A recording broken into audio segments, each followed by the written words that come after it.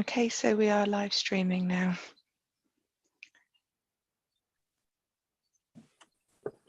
Good morning all, thanks for attending, and particularly warm welcome to our two new community representatives.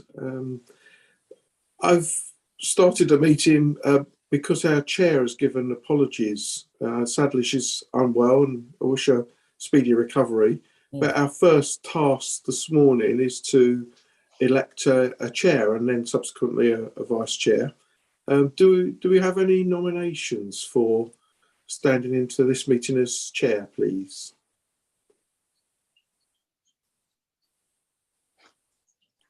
Oh dear. That's not a good start. It has to be a board member. So unfortunately, I or one of my colleagues can't chair a meeting. Sue, can you do it?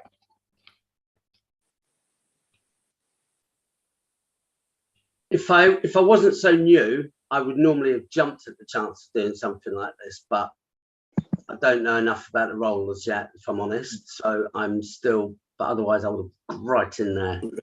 Yeah, thanks, Rob. I perfectly understand that. Sue, could I persuade you as our former vice chair? Yes, I printed off the script. Not more is precautionary. I will do my best. You can shout at me if I get it wrong. Okay, I'll give you full permission. Thanks. Yeah. Okay. Right. So. Do we need to take a vote on that, Alethea? Oh, I'm sorry. Beg your pardon. It would be wise to have a seconder for that and I'll take a quick second it. vote. Okay, thank you. Please. Sorry to jump in. And if we don't have any other nominations, we'll go and have a quick vote. So if you could use your green ticks, red crosses, or a hand to abstain.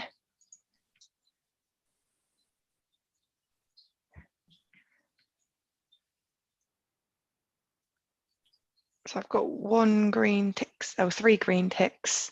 So that would be the vote carried. Okay, so Sue, you are our chair for the meeting. Over to you. Thanks, Sue. I welcome the honour. Okay, well, on behalf of the rest of the group, I'd like to welcome everybody to the meeting. Do you want me to do the first bit or just after the chair's opening words? Yes, if you could read that through, please, Sue. Okay, so good morning and welcome to the East Devon District Council's consultative meeting of the Housing Review Board on the 16th of June 2022. I am acting chair and would also like to welcome anyone watching the meeting via the live stream. I would like to remind both members and public attending or watching that this council has delegated much of its decision-taking power to our senior officers until the 31st of October 2022. This is due to concerns relating to the COVID risk. Consequently, this meeting is being held remotely and on a consultative basis only, but we will continue to adhere to as closely as possible to the procedural rules detailed in our Constitution. The meeting can be viewed live online and will be recorded. Please bear this in mind throughout the meeting. Therefore, may I remind colleagues to be careful with the language, and the code of conduct applies throughout the meeting. Okay. Alicia, Alicia, we are correct, I understand.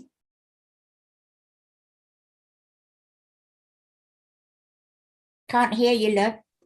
Sorry, my mouse was stuck then. All right. So if I can do, have you finished your part, Sue? The opening part, yes. Yeah. Yes. I think there is a second page, isn't there? Yeah, that's what I was thinking. Yes, I've got more Yes. to go. It's just Alicia needs to confirm that we're core. That Yes, comes a little bit later, I think. Oh, So well, if you I've could done just all, yeah. carry on from the top of page 2, please. Oh, I only seem to have page 1 and 3, unless I put them in the wrong order. Oh dear, I'm missing page 2. I'm sorry. That's my printer for you. What do? I haven't got page 2. So if I could carry on reading that part for you, Sue, If you just so that wouldn't mind, it's yeah, all there. sorry. So like I said, please make sure your microphones are muted, and when you're not speaking, to avoid any background noise levels. Please keep points short and do not repeat points that have already been made, and do not interrupt. If you wish to comment, please raise your electronic hand and wait to be called. All councillors have been sent the agenda for today's meeting. Any members of the public who want to view the agenda can do so by visiting our website, www.eastdevon.gov.uk. We'll now start the meeting by doing a roll call of committee members here present. Can you please now unmute your microphone, and when you hear your name, please confirm by saying present. When you've confirmed you're present, please mute your microphone again. So I'll do the roll call here for you. We've got Councillor Chamberlain. Apologies. Yep. Councillor Hall, also apologies. Councillor Parr has given her apologies. Councillor Pooks, apologies. Councillor Brenda Taylor. I'm here, yes, present. Thank you. Stephen Beer. Present. Cindy Collier and Sue Dawson have given their apologies. Sue Saunders. Present. Kat Summers has given her apologies. We have Sarah Clark. Present. And Rob Robinson. Yeah. Present.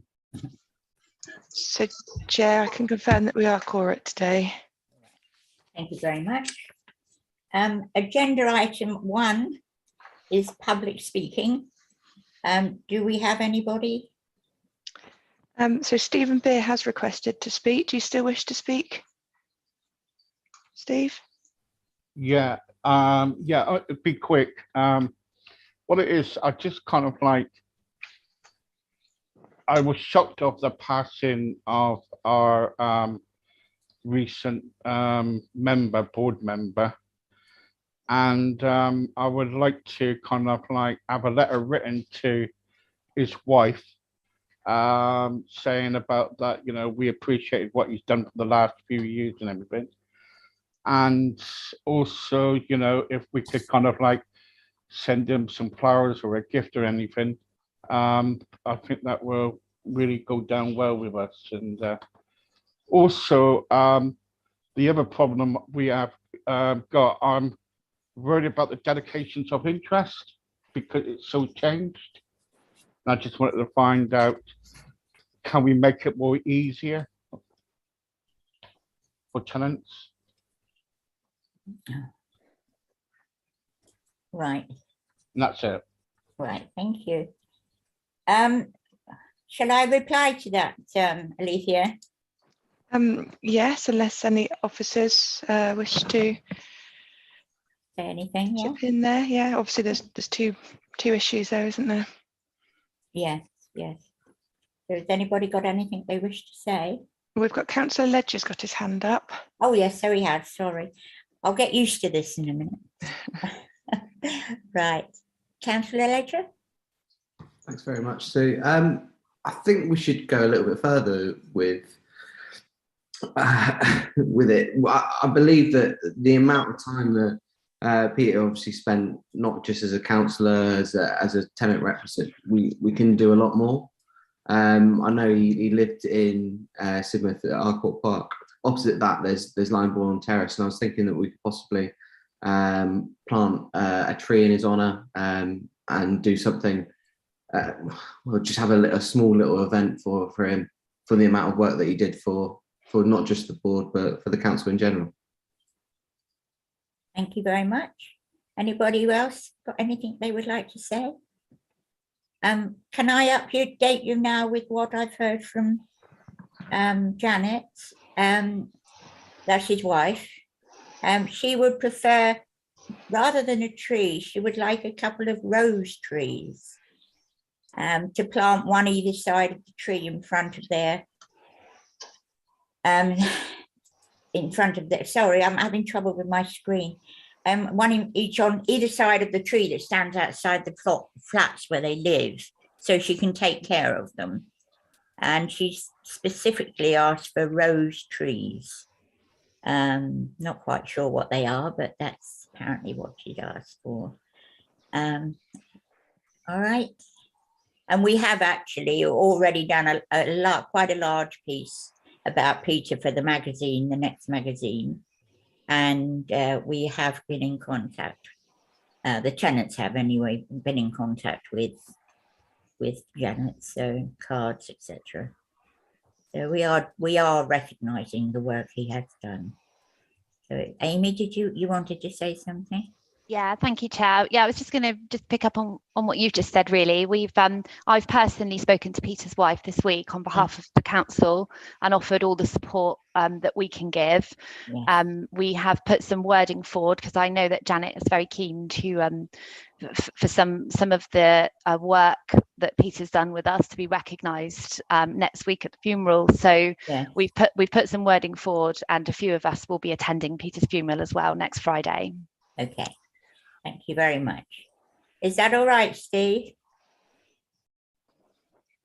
Steve? Dan.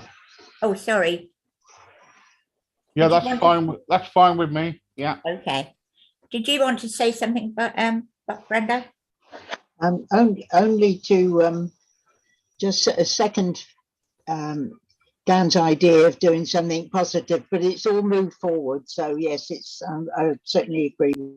Yes, we are doing something nice about it. Thank you. Okay. Is that it? Anybody else got any 3-minute things to say? Just to say, see, there was a second part to Peter's Oh, question sorry, what was that? about the declaration. I don't know whether our legal advisor wants to jump in, Rebecca, or Yeah, I think the only point really that could be made from the legal side is obviously the new regime has now been adopted. It was adopted at full council. Both democratic services and legal services are here and available to provide guidance if guidance is required at any point.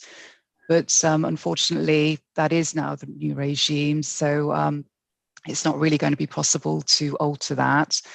Henry Gordon Lennox has produced a flowchart which does try and simplify the declarations and how they're dealt with. But as I say, both democratic services and legal services will be able to give you legal advice should you require that at any point, or give you guidance, sorry, at any point should you require it. We are actually opening meetings at the moment, half an hour earlier than their time to be scheduled on YouTube. So again, if you have any queries ahead of a meeting, that's the time to really tap in. Or as I say, in between meetings, but as much notice as possible, really, so that you can get the guidance you require. Okay, thank you. Thank you.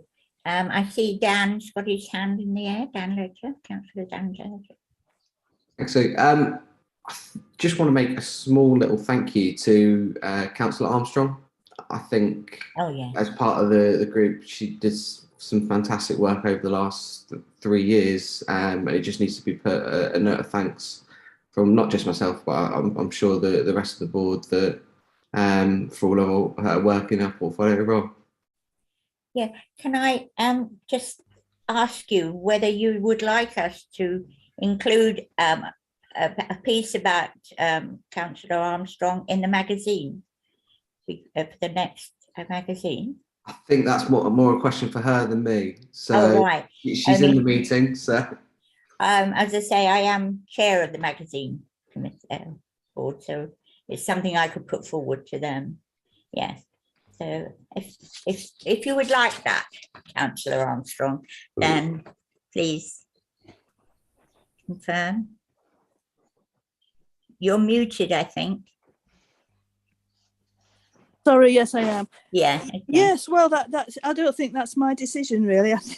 Thank you very much to Dan for his words. That's very kind of him. Yeah. And yes, it's up to the tenants. If they want to put something in the magazine, that's fine. But it's really up to you. It's not in my gift to say whether you want to say anything in it or not. But it would be nice if you did. But thank you for asking. Okay, Megan. Thank you very much. Okay. Thank you. All right. So we'll move on now then to, sorry, I've lost myself. Where am I? Public speaking, yes. Agenda item 2, appointment of vice chair. but we've got to leave that obviously now, haven't we? No, you need to just appoint a vice chair for this meeting only. Right. So I don't know if you have any nominations. If anybody has any nominations. well, there's Steve. Would you like to be vice chair for today? I don't mind doing it. Oh, Brenda. All right. I'll be vice chair if you'd like me to. Yes. Oh no, that's fine. Thank you. Thank you. Thank you very much. Okay. Can we have a show of hands about the appointment, please? Or whatever you do.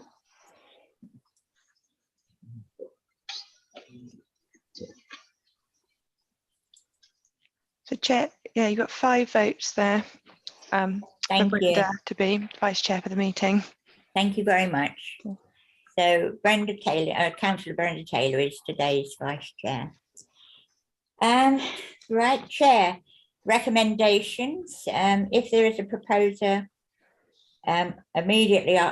If there is a proposer for the title of chair.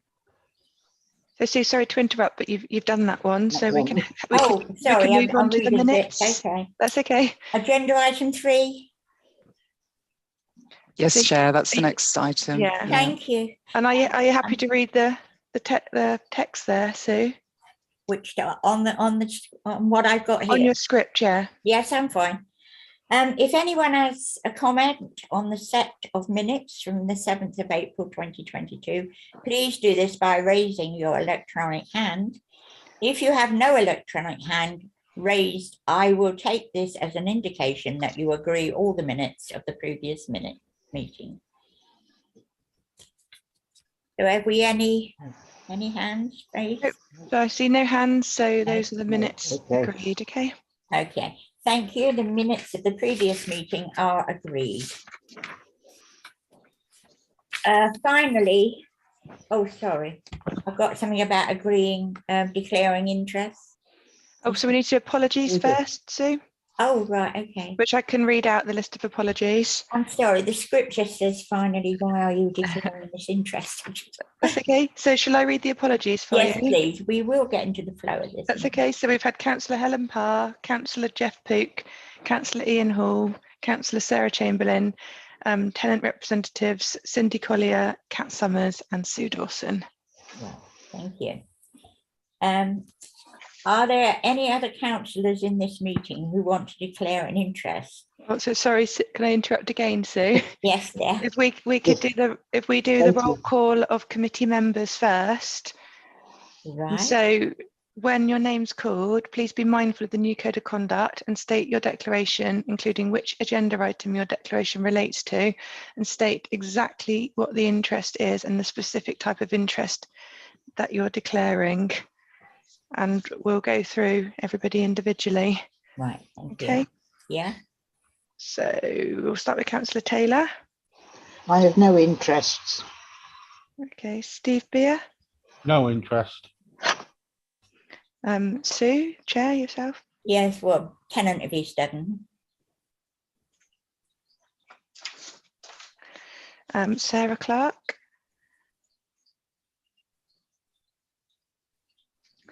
Oh, Sarah, can you hear us? Sorry, I was on mute. None.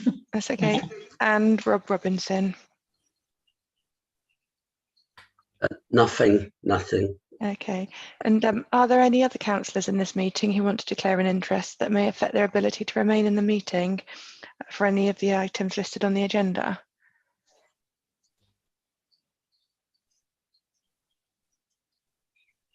So I'll take that as a no. Right. So move on to matters of urgency, item 6. Yes, item 6, matters of urgency. There are none. Agenda item 7, confidential and exempt items. There are no items which officer recommends should be dealt with in this way. Item 8, welcome to new HRB members. Well, we'd like to welcome both Sarah and Rob to the board and hope you enjoy the experience. Look forward to your input. Okay. I welcome the new, oh, sorry, I'm forgetting. Welcome the new optees to the board. And I would like to give you the sad news that Peter Sullivan passed away on the 27th of May. His funeral will be held on the 24th of June at East Devon Crematorium at 11:30. Peter made an outstanding contribution to the housing service. In terms of the Housing Review Board, Peter was elected on to the District Council in May 2011 and served on the board from 2011 to 14.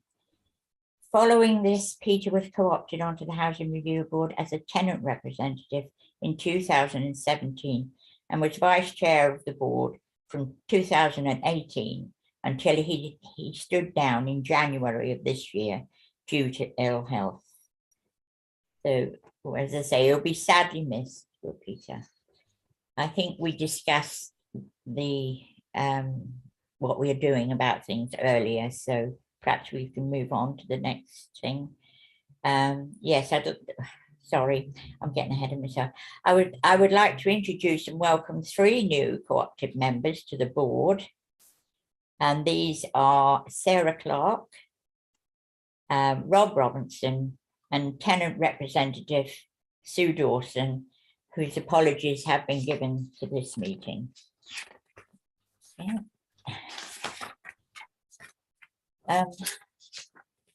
Item 10, integrated asset management contract.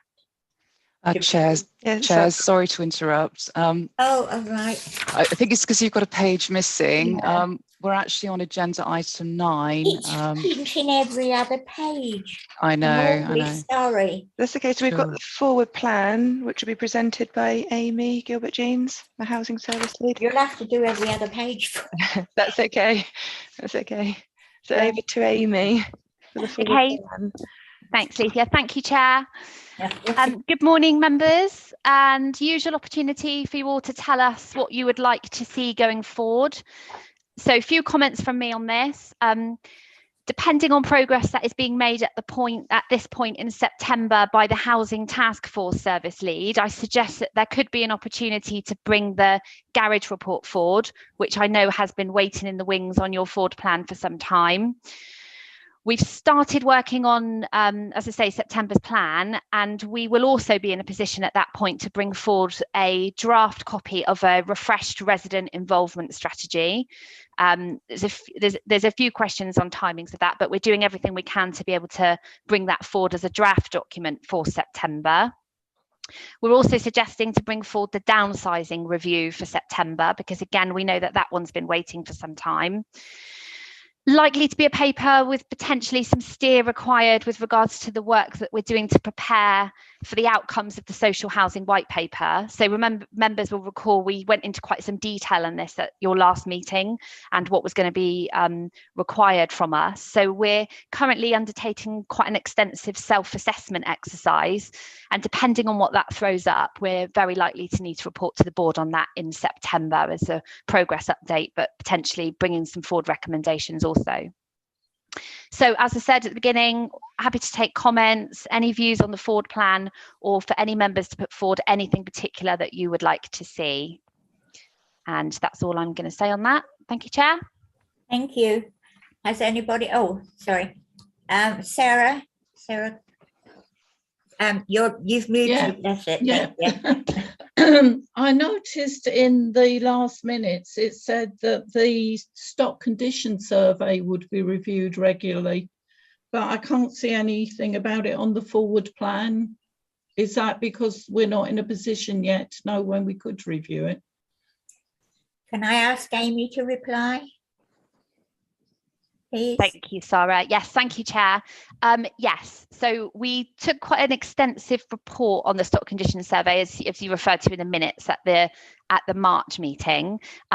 You're right to raise it. It does need to be on the forward plan.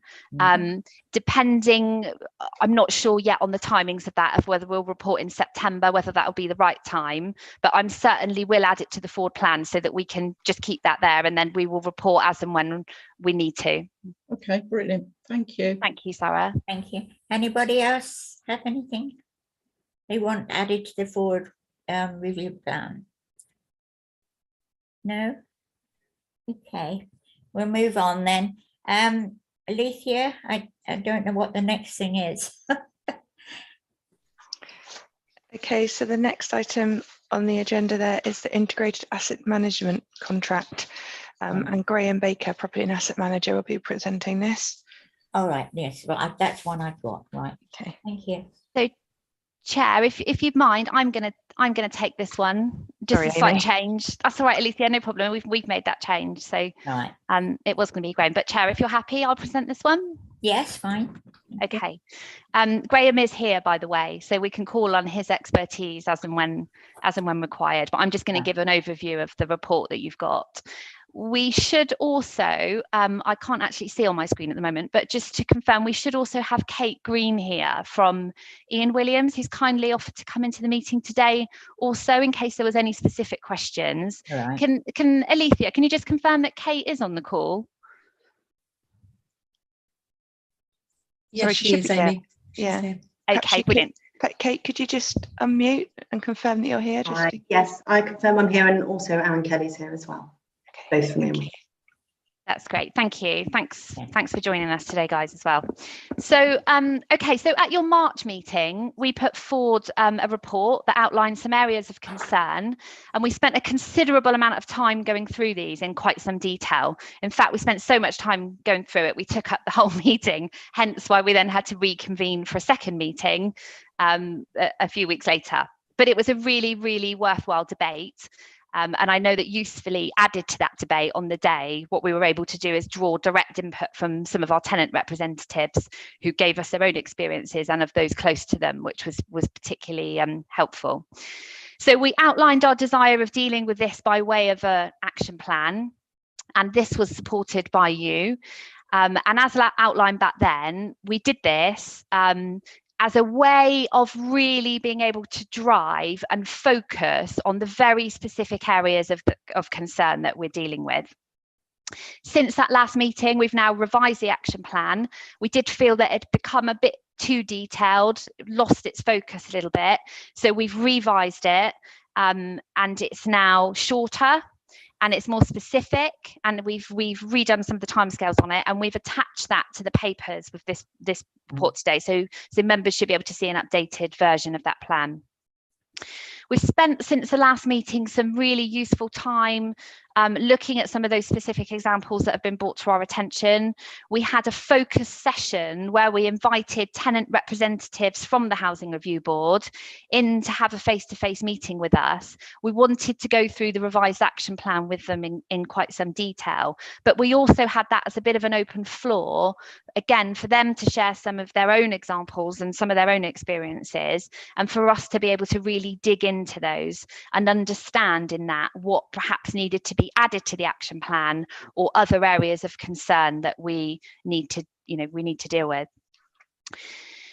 So what we've also done moving forward now, and again, this was agreed by the residents, that the tenant representatives that we met on that day, is that the action plan is going to be reviewed on an ongoing basis by our tenant repairs review group. So we've already got a review group set up for tenants, just looking at repairs. We've had that for some time. Due to COVID, obviously they didn't meet for a period of time, but what tenant representatives told us is that they would like that group to monitor the action plan going forward, and they have already met. They met yesterday in Exmouth Town Hall, and they have gone through the action plan in some detail. So I just wanted to reassure the board of that in terms of the level of tenant input we're getting on this at the moment. So the report in front of you gives what I would consider to be a very honest account of where we are at the moment. There's a number of appendices which I think you might find useful. It sort of adds a bit of context to some of the stuff in the report, but we've added them as separate appendixes just not to confuse some of the stuff in the report. So I want to touch on some KPIs. So we've been able to provide a sort of full suite of KPIs here today, which hopefully you've had a chance to look at. You'll see some fluctuations overall. But if we focus on just looking at the responsive repairs KPIs, if we focus on performance since January, what you will see is that 6 of the 9 KPIs that we monitor are moving in a better direction. There's some slight fluctuation there, but overall they're moving in a better direction. 3 of them have shown better performance in the period leading up to April, but then have dropped ever so slightly for April. We've managed just to get April's in there also just before the meeting, so I think that was circulated to board members yesterday. Complaint KPIs have also improved slightly after quite a long period of seeing a number of formal complaints escalated to stage 2. That figure's now dropped back to 0 for April, so that's positive. Voids, again, you'll note some fluctuations, but you'll perhaps particularly note some of the worsening performance that we've got down there for April. And it's fair to say we're currently digging into that, and that's work around that area has been ramping up over the last few weeks. We're in a situation mainly due to labour shortages, I will say, on Ian Williams' side, where there has been a limit to how many voids that we can actually pass over. And what that's done over a period of time is caused a bit of a backlog. So we're entirely focused on trying to clear that backlog. And what we've done is that's all gone over to Ian Williams over the last few weeks. The situation on voids has also worsened because of problems we've had clearing previous tenant debt meters. That's again brought some delays in our ability to bring properties back online. This was previously managed for us by British Gas, but they've now ceased offering that service to social housing providers. So we've had to deal with that, and we are now in discussions with another third-party provider who's recently taken up this role for neighbouring authorities, and we're trying to look at getting that in place for the start of July. They're a company that manage debts, manage meters and the debts on meters, and they can turn that around for us pretty quickly. There's quite a lot of information on the report on that, so I won't go into it in too much detail. So various matters relating to voids you'll see highlighted on the action plan, and as I said, that's a key area that we need to now focus on over the coming weeks. So jumping back to the report, worth mentioning section 4, which outlines another area of concern that relates to jobs overdue, and we know that this has been driving some of the dissatisfaction, as ultimately this is about how long tenants have to wait until jobs are completed. We are seeing some improvements here, as you will see in the data that we've provided, and that does suggest that some of the additional measures that we've had put in place, such as the minor works team that have now been set up, is starting to drive down those levels to more acceptable, driving that down to more acceptable levels. So again, some progress there. To touch on customer satisfaction, because we talked about that a lot at the last meeting, again, you can see that the KPIs are pretty good, but what we have done is provided the board with further information in one of the annexes to actually give you the sort of raw data from those forms so that you can actually see the feedback that people are giving us. We're still doing this in a variety of ways, and we continue to drive the importance and the need for the paper surveys to be left in properties by operatives before they leave. And I know that Ian Williams are undertaking their own checks to ensure that this has been done every time. The comments in general, as you will see, are really useful, and we've got officers spending time reviewing these to try and pick out some of the themes and patterns which can indicate to us areas that we need to look at. So just to summarise, some encouraging signs, some good stuff there, some encouraging signs that our recent focus and intervention are paying off, but from my perspective, still much work to do on this area before we get to a point where I feel like we've really stabilized things. And what I would ask, and what would be good for us over the next few months, is to have the time to really just continue to focus on this, to continue driving performance. I do need to point out that our own resourcing issues, again, we talked about this at the last meeting, do remain of concern. So our contracts manager has recently resigned from her post. This is a critical post in the success of all of this. So this will cause some disruption whilst we manage the recruitment process. I remain linked very closely in with Graham Baker and the team, obviously depending on how this recruitment plays out, because you just never know with recruitment. I'm on standby to potentially deploy some additional external support to get us through the coming months, particularly in the lead up to winter, when, as we know, the demand for responsive repairs will naturally increase at that point. So that's all. I'm going to pause there, Chair, if you'll let me, and perhaps if there's any questions at this point. Yes, Sarah, I recognise you. It's probably my questions are to do more with my lack of knowledge of the contract at the moment and getting to know it. But there were a couple of things that occurred to me as I was reading it. For instance, the clearing debt meters on void, why does that hold up getting and putting in a new tenant?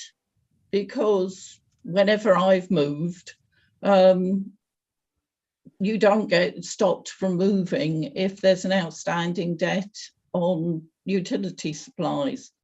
And why does it stop this happening? Or am I misunderstanding?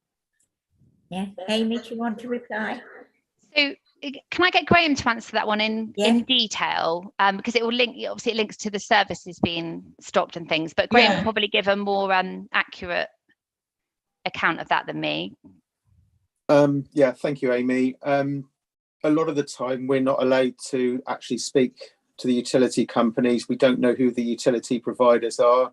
So there's lots of research in to do that. The debt is quite large that it's just proven a challenge to clear. And until the debt's cleared and we've got credit on the meters, we can't do the gas safety checks, the electrical checks on the property. Okay. So it's a multitude of little problems that build up into a big one. And to clear the debt, we've worked very, very closely with Ian Williams, but I've had to deploy a surveyor almost going round to these properties full time, spending often hours on the phone to utility companies trying to establish who's responsible for the debt, can they clear it? They then have to go to a post office. They won't accept a credit card at the post office, so we then have to draw out cash to clear the debt. It's a multitude of problems. Last week we were on the verge of clearing them all, but the credit card we were using, kindly provided by Ian Williams, was maxed out. So until that was paid, we couldn't do any more clearances. So it's not been an easy challenge. And hopefully when we get this new organisation, TSM, on board, that will take away all the pain that we're currently suffering. Okay. So, all right. And there's not a more creative way we can approach it, I guess. Apart from adding manpower to it, no. I mean, originally, when the tenancy was given up, our colleagues in allocations referred all this to British Gas to clear, and the responsibility, and it never fell on the shoulders of Property and Asset. But since British Gas stopped providing that service for us, it's sort of fallen back onto Property and Asset to try and clear. And some of the debt, unfortunately, is several hundreds of pounds. I mean, you know, our credit card maxed out last week. I believe it's £2,000. That's the size of debt that we're clearing. It was probably 10 a dozen voids, and that still wasn't enough to clear all the debt. So we are working hard to try and clear it, but it does take many hours, and all the time a surveyor is on the phone to the utility companies trying to clear it. He's not doing other work. So it's a lot of knock-on effects, unfortunately. Okay, thank you. I've raised my own hand. Is there anybody else who wishes to speak on this matter? No? Well, I'd just like to say that you were talking about the pre-void inspections before the actual tenants move out to actually go in then.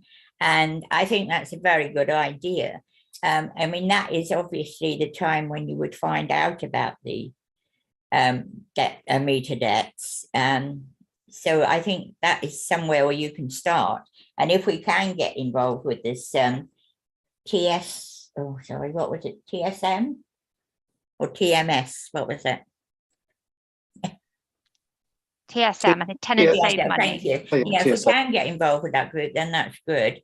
But there are a lot of advantages to going into a property prior to those tenants moving out. And one of those is the condition of the property.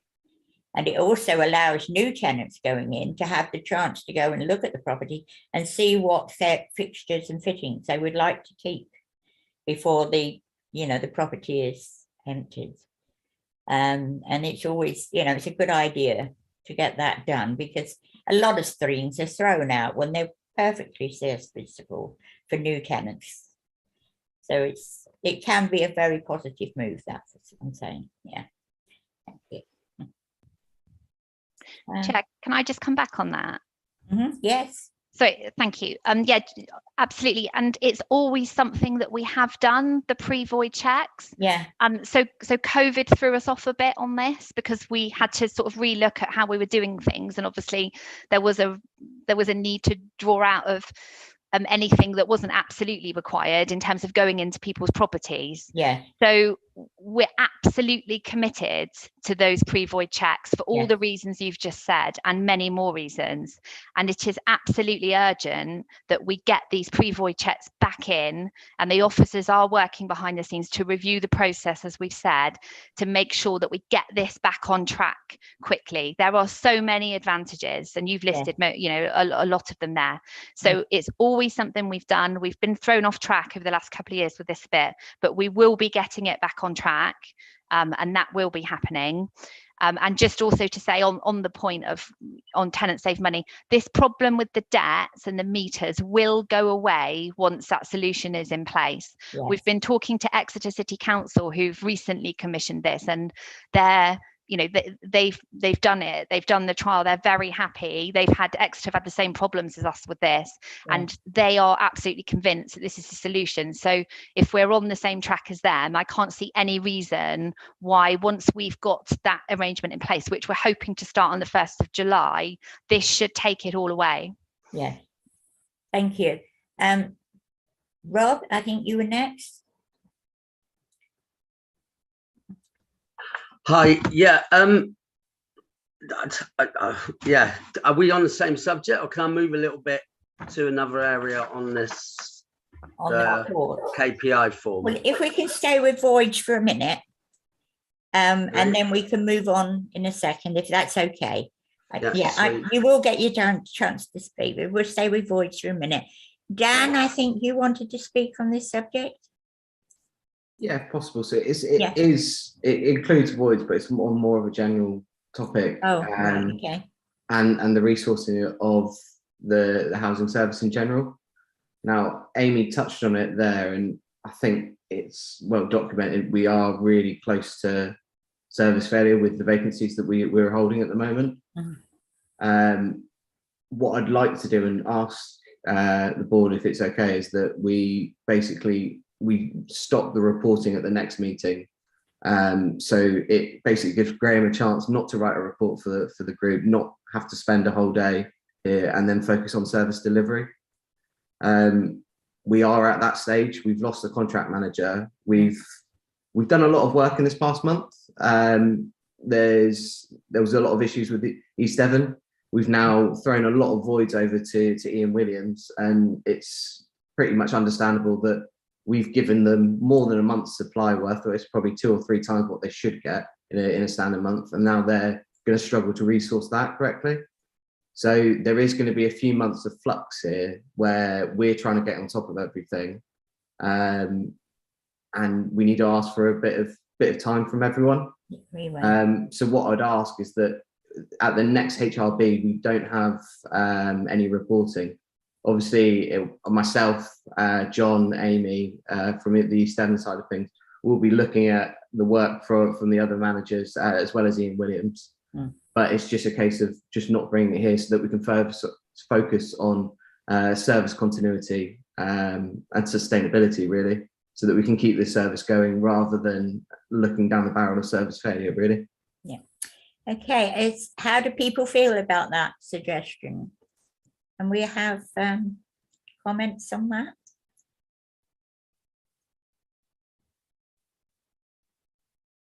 Anybody? Is anybody showing a hand, Alicia? No hands, no hands. So I would assume that they're happy. Rob's got his hand up. Yeah. Who else? Rob. Oh, right. Yes, Rob and Sarah. Oh, and Sarah now. Well, if I go back to Rob first, Sarah, because he was trying to get in earlier, that's okay. So can we let Rob in? Yeah, there we are. I'm able to change subject now. All it was for me, because remember, I'm quite new at this. I'm still trying to get my head around. I know. It was just about average cost per jobs. I don't know whether this has been covered previously, because it seems to have like escalated. I just want to understand how come. What? Yes, the cost. The average job has just gone up and it's just still going in the red. Is there a reason for this? Is it damages? Is it? I don't know. I need to pass that on to Amy. Is that? Oh, hang on. Oh, we've got Kate Green from Ian Williams wishes to speak and answer your question. Okay. Thank you. The average, I believe the figure that you're looking at, Rob, is related solely to voids, not to response repairs in general or any other works. So it is solely related around the vacant properties that we do. These are the V1, your standard voids. But what we have noticed is that the voids have been larger than originally anticipated on the contract. There's more work that needs to be done. Some of the properties contain quite a high level of sort of clearance and things like that pre-void, which obviously adds into the cost. Aaron probably wants to add a little bit alongside me here, but it's not to do with anything other than the stock or the condition that the vacants are being handed back in. There is a lot of work entailed in these are large. These are significant voids. The original sort of void anticipated average cost at the beginning of the contract 3 years ago was, I think, about £2,500 for a property. But as you can see, the average is more like £5,000 a property. Some months that is slightly bigger than others due to the particular properties that we get in that particular period. But on the whole, the void is probably around an average of about £4,500 to £5,000 on a standard void, I would say. Can't hear what he's saying. Sorry. Oh, sorry. Yeah. So I just want to reiterate what Kate said. Really, and it's something that we spoke about in quite some detail. So it's absolutely centred around the condition that the properties are being handed back to East Devon with. I mean, we deal with very large scale voids. You know, some that are upwards of 15k, 20k voids as well. And you can see if you're looking at the numbers that we deliver each year, so we do deliver around 250 voids. That was intended to us as part of the contract, and we've done that for the past 3 years now. The only thing with it is, like I say, is that where Kate mentioned about the 2.5 to 3k is actually more as an average between 7 and 8k when you take everything combined. And obviously that comes back with challenges and resource and various other bits as well. But it is mainly centred around the conditions that the properties are being left by the outbound residents. So just to add to that, Rob, I don't know if it's just to let you know that in terms of the sort of contractual model, this is all sort of, it's pre-inspected and then signed off by East Devon surveyors. And there is a contract model, which is a sort of a standard price for a vacant property. And then anything additional to that, which sits outside the scope of the void property, is done on schedule of rates, which have a fixed discount against them. So there is a sort of a commercial contractual model behind all of this, and that average price is based on that. So if the voids are higher, those costs are within that model and within those commercial parameters.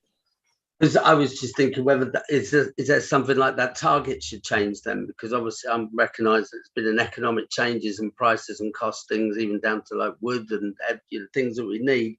Should that be a debate whether that target should change? It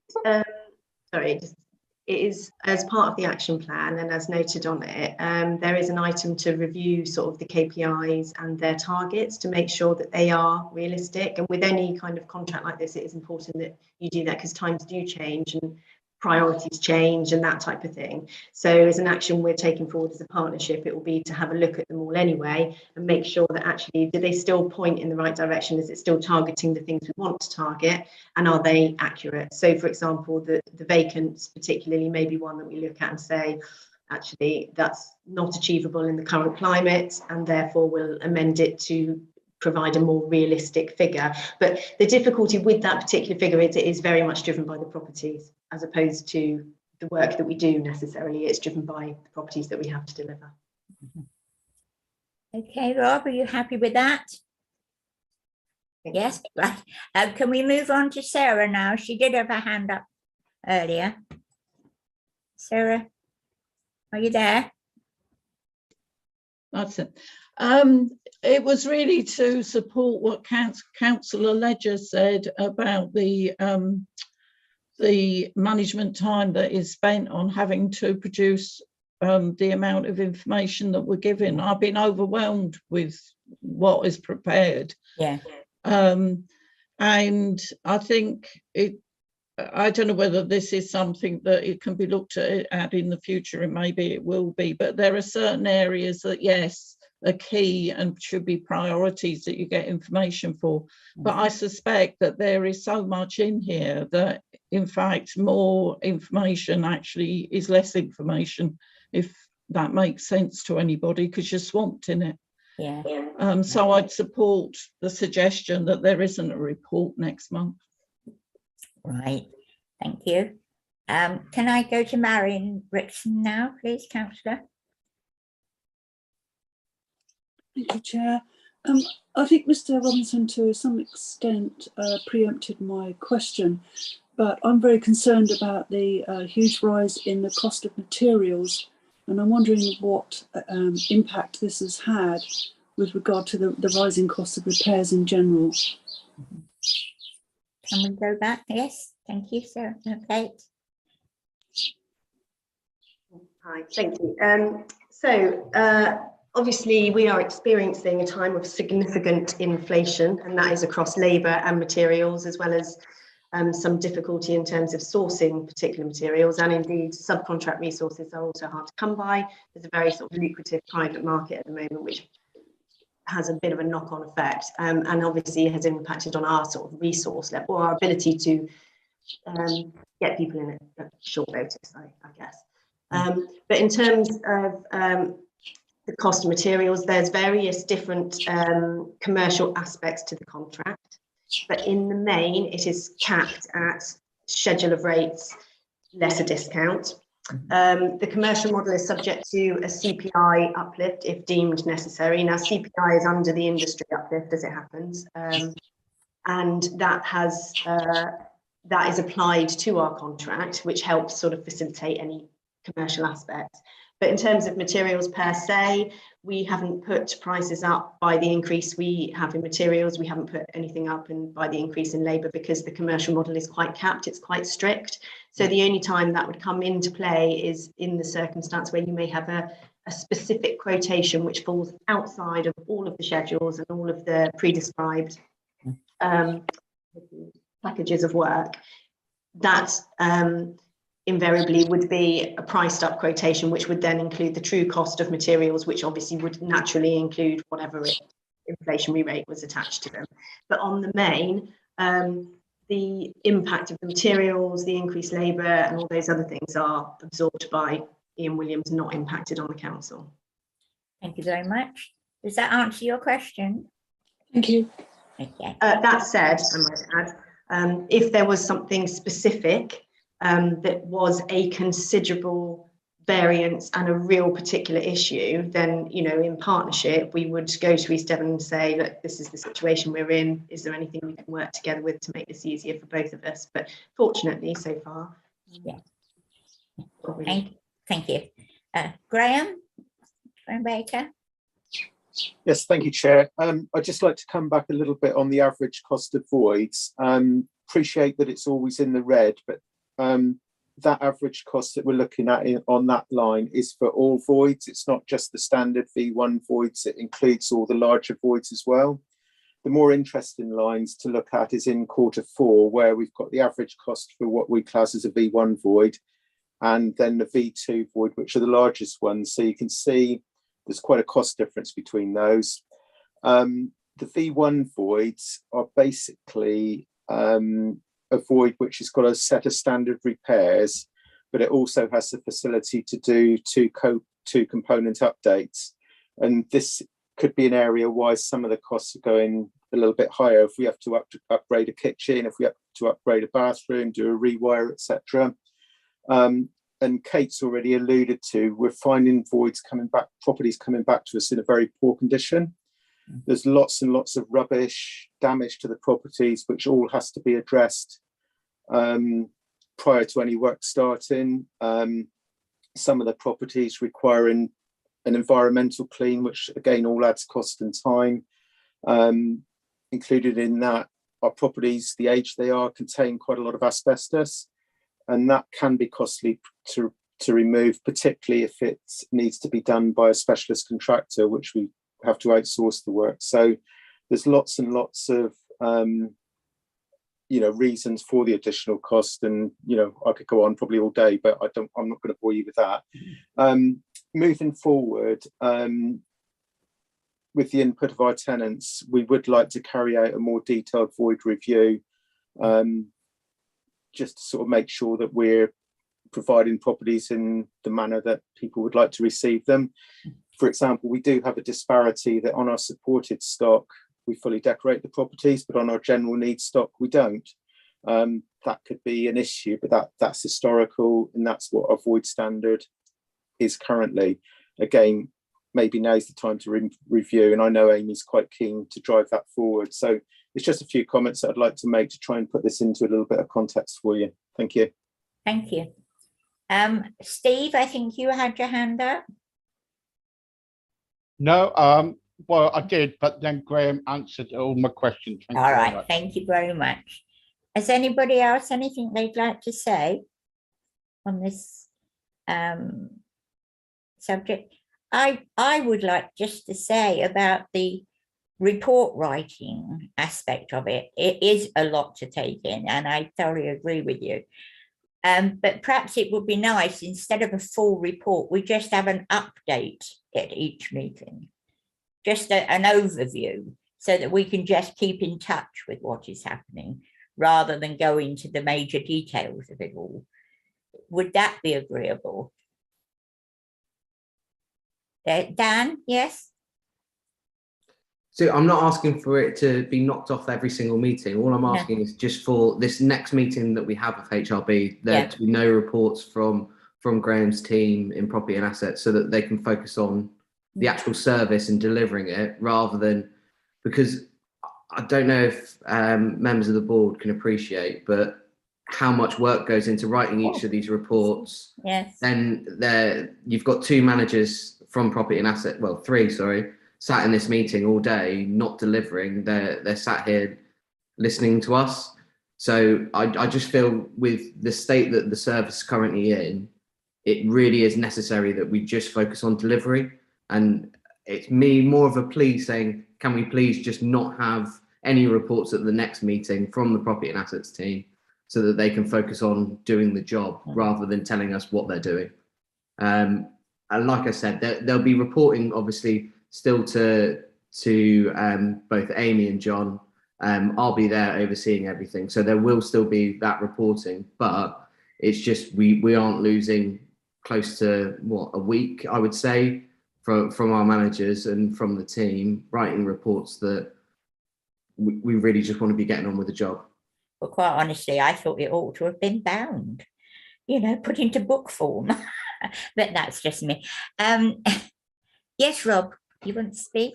I mean, is that something that could be done quarterly and then just have updates? How do you feel about that? Quarterly updates. Yeah, that'll be absolutely fine. I'm literally saying it's a four month that we want a break, basically. Okay. So a quarter. Yes, okay. Well, as I say, as long as there is some sort of overview from people watching what's happening, then I think personally I not personally. How do people feel about that suggestion? Sorry, I always look at it from my point of view. Can we have, have a show of, people are happy with that? Can we have a vote on this, please? Yes, that's what I'm asking for, is a vote. Okay. Okay. How are we doing? Oh.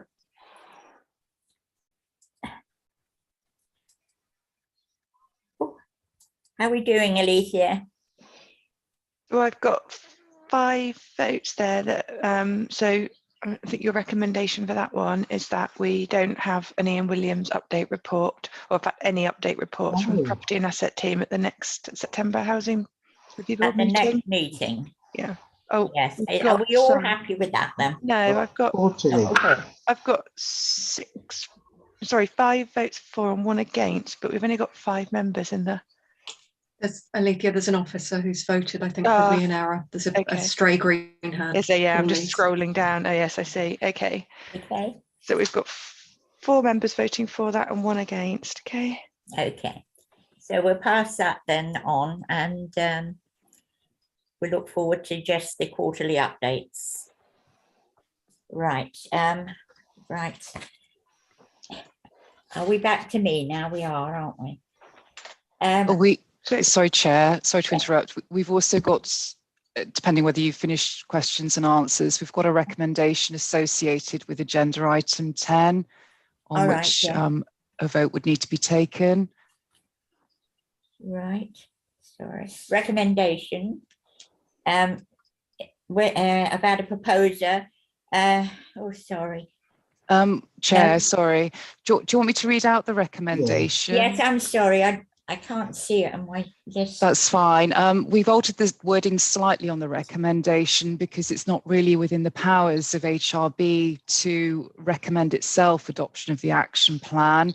Instead, HRB will need to recommend to Cabinet adoption of the action plan. So we've just slightly amended the wording. So if I read out the recommendation. So the Housing Review Board firstly notes the update on the delivery of the integrated asset management contract, and secondly recommends to Cabinet that the action plan is adopted as set out in this report to address ongoing performance concerns that relate to the integrated asset management contract. So those are effectively the recommendations in the officer's report. If you would like to take a vote on that. Yes, please can we vote on that recommendation?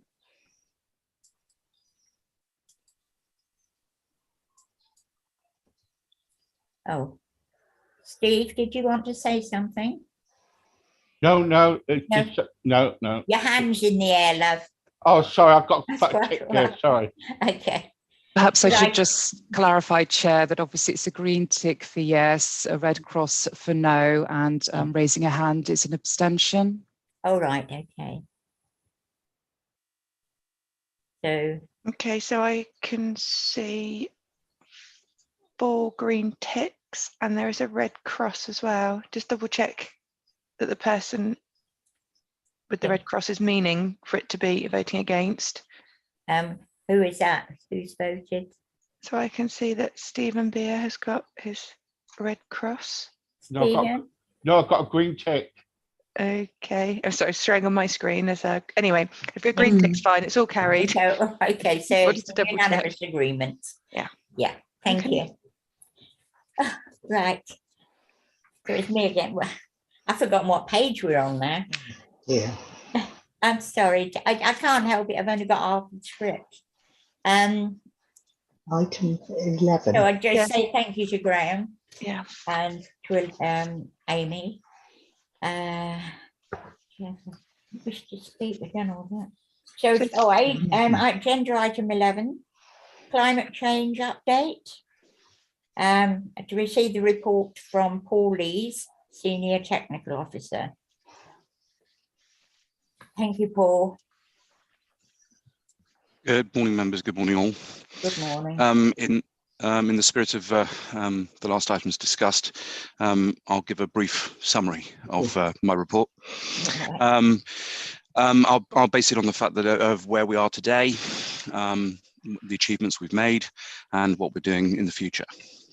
So primarily, we've basically been successful in 2020 with receiving a grant for delivery of the installation of air source heat pumps to a number of properties. It was identified as 100 properties initially, but we were actually we outperformed the expectations of the grant, and we actually installed 140. And we are now looking to mop up further fabric upgrades on that particular project. So that's the installation of PVs where appropriate and roofs will allow, improvements to cavity wall insulation, window renewals, and insulation improvements. We have also currently, as of February, we were successful in being awarded funding via the decarbonisation, the Social Housing Decarbonisation Fund Wave 1 of circa 600k. For this project, it's actually topping out at about £1.5 million, with EDDC committing further monies to take a fabric first approach to upgrading a number of our properties. And this is currently online. We are progressing with the design assessments, affectionately known as PAS 2035, and where we will be entering houses and looking at retrofit measures that we can apply to those properties. We're also, we are moving forward, we're also currently in discussion with other organisations regarding other grant funding mechanisms. We are looking at Wave 2 of the SHDF, so that's the Social Housing Decarbonisation Fund. Wave 2 is suggested to be delivered over 3 years, so it gives an extended period, and we're awaiting the criteria, so the assessment criteria and what we need to do as part of our bid, which is hopefully going to be released in August. We are also proactively engaging with the Department of Business and Industrial Strategy, so they're affectionately known as BEIS, who are currently designing the next phase of the home upgrade grant called HUG, and we're going to see a release of the criteria for that in the autumn, and we're anticipating putting together a bid for that as well. But we're also constantly reviewing what's happening in the marketplace. We're not sort of taking a standard approach. We're trying to be proactive. We've been having conversations, and we're developing a collaboration approach with a company called Low Carbon Estates and Remit Zero, and this is looking at bidding on the Energy Entrepreneurs Fund Phase 9. And what this is basically looking at sort of thinking outside the box and not automatically assuming that air source is the approach we're going to take. So that's air source heat pumps. And we're looking at a system of thermal battery storage. So basically it's a very large water tank that superheats water and then is used to fuel a wet system within properties and to improve thermal comfort. So that's currently where we are. We're moving forward. We're constantly having conversations with external bodies, other LAs, looking at collaborative approach to these grant funds. And so hopefully that's a good summary of where we are currently with our approach to meeting the targets of 2040. Thank you very much. I see two hands. Peter, Steve, sorry, beg your pardon. Yeah, I just want to ask about window replacements. Are there any assessments being made very soon about it? Because a lot of tenants. The stock survey. Yeah, the stock survey. Something about the window. We need some window replacements being done because a lot of tenants is coming back to me saying that their windows are getting damp, mold and everything, and draft coming through their windows. Mm-hmm. Can you reply? What I would. Yeah, sorry. Yeah, happy to reply. Yeah, basically, we're actually outside of, although those measures and they're described as sort of the climate change measures, we're actually running programs of work as well for window replacements. Yeah. And we've currently delivered what we've described as phase 1, which was a self-funded event sat under the Green Homes Grant. I've released phase 2, and Ian Williams are delivering this with us, and we're being very successful. So we've released phase 2, and we are now, off the back of the comments you've just made, we are developing phase 3 through the residents coming back to us and plus assessments we're doing on the ground with our reactive surveyors when they're on site, using a one-stop approach, having a look at the windows, reporting back so that we can develop the programs. But you've also alluded to the fact that we've got the stock condition survey happening, and that's going to give us, in a much better place, so we'd be better informed and we can develop those programs moving forward. Are there a time limit on this? Programs are rolling with regard to window replacement, so we are actually currently within the window program replacement time. So we're actually developing the programs, and actually we're on the ground and releasing and actually replacing windows as we speak. Right. Okay. Thank you so much. Thank you. Councillor Ritson. Hello. Thank you, Chair. Sorry.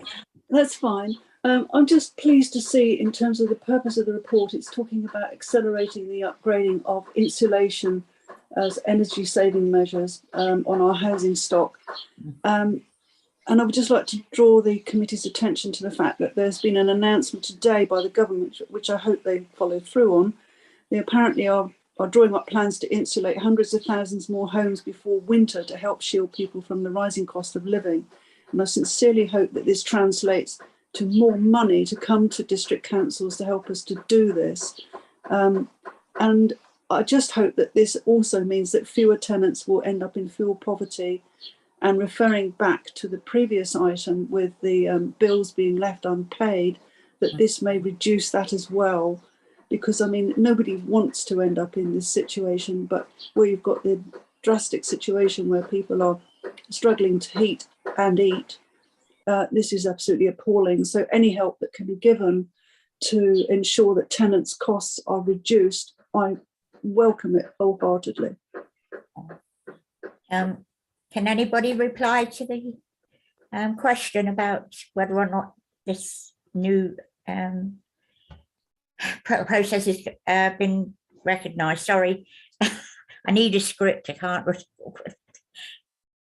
Is anybody able to assure Councillor Ritson that it's been picked up? So, Chair, is it okay if I speak? Respond to that. Right. Apologies, John. Sorry. Okay. So we are tracking quite carefully all the opportunities that exists for climate change, home energy efficiency type improvements. Yes. There are a plethora of them out there, and I suspect the new scheme, although I haven't seen it yet, will probably involve a bidding process, right, which we will undertake. And I suppose just to add in terms of context, the report that Paul's produced does refer to the Climate Change Action Plan. And with the council's ambition to be net zero, we recognise that our housing stock is a huge contributor to our carbon footprint at the moment. So it's really important that we accelerate this programme. We've got a good start there. It's a very expensive programme to undertake, so we're grateful for the money that we can lever in externally. And we are increasingly developing experience alongside our tenants. So we're monitoring what we put in quite carefully with tenants.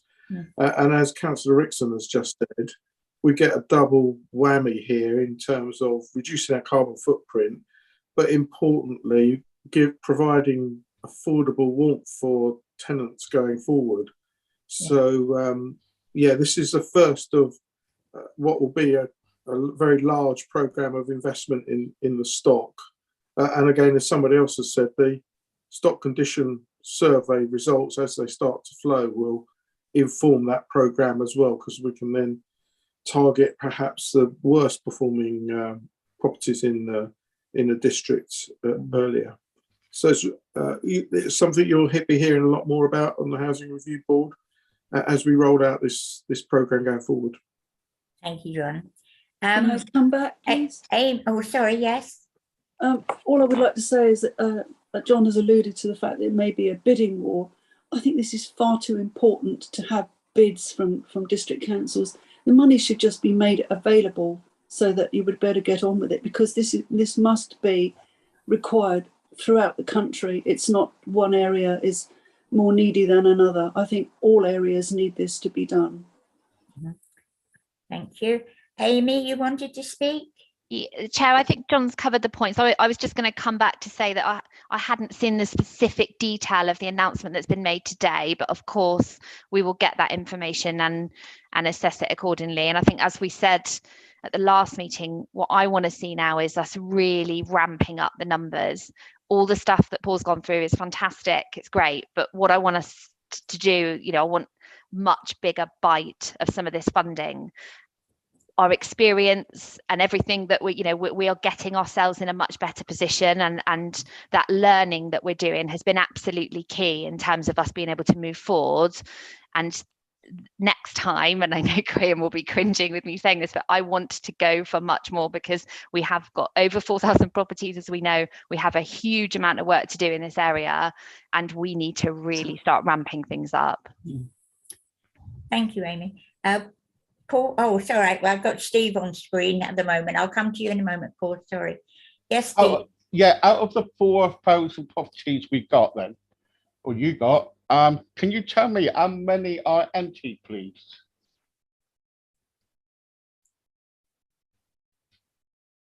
You want to avoid figure, do you? You want figure? Yeah, please. I just want to find out how many properties are emptied at this present moment in time. Amy, can you come back on that? Okay, so I can get that. I can't get the exact figure as of today right now, but I can certainly get the figure for you, Steve. Yeah. Does that relate to this report? Well, because basically what it is, when you're kind of like looking at kind of like doing like upgrades or whatever in the future, or installations and everything, you need to find out how many properties you're going to insulate. So you need this on board, don't you? Yes. Yeah, we do, and we do. What we, I suppose, to just focus in on that, the void part of the process is an excellent time as well to do some of the stuff that Paul's pointed out. So we're doing the stock condition survey across the whole of the stock to get that data across every single property that we own. But when a property becomes void, it's also a really good time to look at some of the retrofit stuff and some of the investment we need to make longer term in that property. And again, Paul and Graham have been looking at that behind the scenes to see whether the void, when a property becomes void, is an opportunity to do some of that work. Sometimes it isn't, because if something's going into a wider program, it's going to be picked up anyway. But the void stage is certainly a time to pause and look at whether that is the point to do some of the retrofit stuff. But many things have to be taken into account. We can't leave the properties empty too long, as we know, and that's obviously something that we're working on at the moment. So we do have to factor everything in. But the void stage is important. I will get you the exact figure as of today, and I'll email it to you after the meeting, Steve. Yeah, that's what I was going to ask you for, because earlier it was said about how much is spent on per dwelling or per house, per property, and I just wanted to find out what was kind of like going on, because there's no numbers about empty properties at the moment, and unless there's none going at the moment, you know what I mean? So, well, Amy will try and get the figures to you. Thank you very much. Paul Arnott, yes. Thank you, Chair. Just a very quick one. Thank you for the report, Paul. All seems to be going the right direction.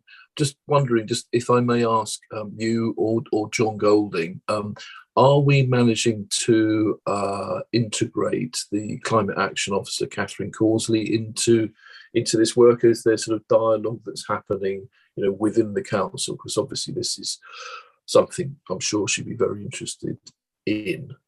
Thank you. I jump in, John? Sorry, yeah. Yeah, I can answer that. So the answer is yes. Some of this stuff is really technical though, and I think Catherine would admit it's perhaps beyond her technical expertise, which is partly why we have Paul, that is kind of dedicated to this. And the other thing that we're wrestling with at the moment, and I think Ian Williams might have gone, but we recognise that the industry is trying to catch up in terms of their knowledge around installations, their capacity to install some of this stuff, and critically maintain it going forward. So there's a piece of work there. But certainly when we come to redo our carbon footprint as a council, which our climate change officer leads on, I'm hoping that some of this work will start to show a positive impact, and we'll be able to demonstrate a reduction going forward. Thanks, Chair. Thank you. Amy, did you want to speak? Just to add to that, we are there's some excellent links, Paul, with Catherine and the rest of the service. So, for example, today Catherine is out with some of our housing officers doing a talk to residents about fuel poverty and some of the measures that they can do and put into play themselves to help with bills, cost of, all that sort of stuff. So yeah, there's some really excellent links. We've been working really positively with Catherine. There's a huge amount of work to do, but she's having a good influence over stuff at the moment. So that's really, really positive. That's great to hear. Thanks, Amy. Councillor Ledger? So, Dan 1 minute and Councillor Ledger the next. You can call me Dan. I hate Councillor Okay, Ledger. thank you. It's just a question for Paul. Obviously, we were talking about it earlier about the amount of vacancies that we've got across the property and assets. It's all well and good us applying for as many grants as we can, as much money. What is the kind of, if we haven't got the bums on seats really to implement this work, what is our plan B if we're not successful in the short term of actually implementing people into roles? And how are we going to ensure that we spend all of the grant that we gain? Because I respect that you are only one person, Paul, and you've only got limited capacity. So it's what is our plan B to ensure that, one, we're spending the grants that we do get, and two, that we can maximise the spend of grants that are potential. Well, okay. The plan B, and actually it's is that there is a mechanism within the Ian Williams contract to deliver programme works, and as part of that, we're joined together delivering. And I met with their team yesterday, who are going to be delivering the past 2035 assessments.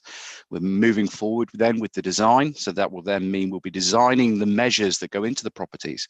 And people often use the term upgrade, but actually, is it called an upgrade when actually all you're really dealing with is the air tightness of the property by maybe sealing around some of the service penetrations? So washing machine pipes, etc. They all add to improving. And that's the thing. So basically we go into a design stage and we're looking at delivering that. This round of wave one is being delivered with Ian Williams. We're all stood in the same direction, facing the problem and going through the design at the moment and moving forward for delivery. So that's plan B. Thank you. Amy, did I see your hand come back up? Chair, I think Graham's probably going to answer the question. Okay, I'll go to Graham then. Sorry. Yeah, thank you, Chair. Just going on to the plan B, there's a sort of paper a little bit later on in this meeting regarding the proposed use of external consultants if we can't fill the staff vacancies. So there's a framework organisation, Safe Press Procurement Alliance, which I'll come on to a little bit later, that have a number of consultancy frameworks. And to assist us in delivering these projects, I think if we can't fill our own surveying vacancies, which is proving a challenge at the moment, then we need to explore the use of external consultants. With the work that we're doing at the moment, I'm confident that we will deliver the work that we've got grant funding for. I don't see any issues with that. But we also need to bear in mind that a lot of this work to prepare the grant funding bids, there's a hell of a lot of work that goes in behind the scenes to prepare the bid. The last one that we were successful in, it took us probably 3 weeks of intense work by a single officer, 1 week with probably 4 officers involved, putting the final bids together. So there's a lot of work in there. Recruitment, resourcing is a challenge, and I fully support Amy's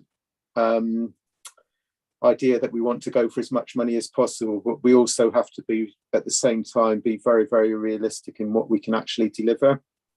A lot of the funding bids as well as resource driven, both on our side and contractors' side, it also needs data to support it. And the stock condition survey will inform us. It includes a lot of energy assessment on our current stock, and it will highlight which properties we need to focus on in the short, the medium and the longer term. So again, that's going to really help with our funding bids, but it's not going to be probably as quick a fix as we'd hope in all areas, but we're committed to upgrading and improving all of our stock. So I hope that helps.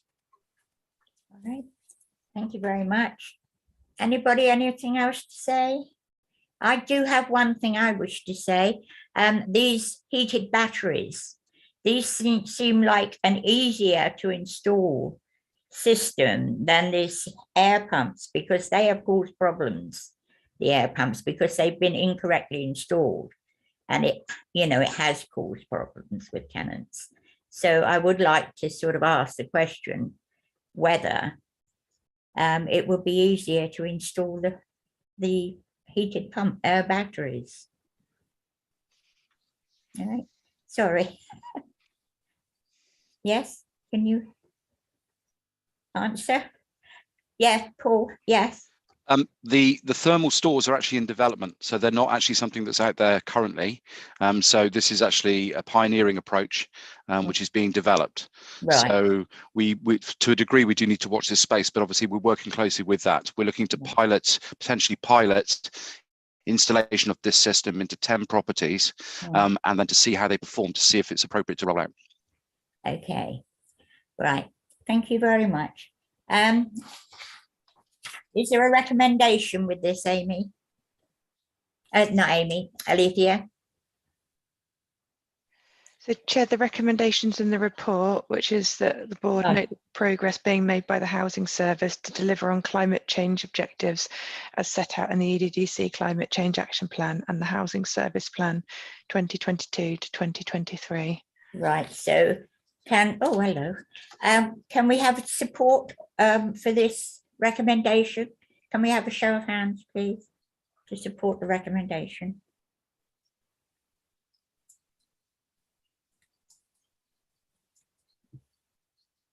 So I can see 5 green ticks there, Chair.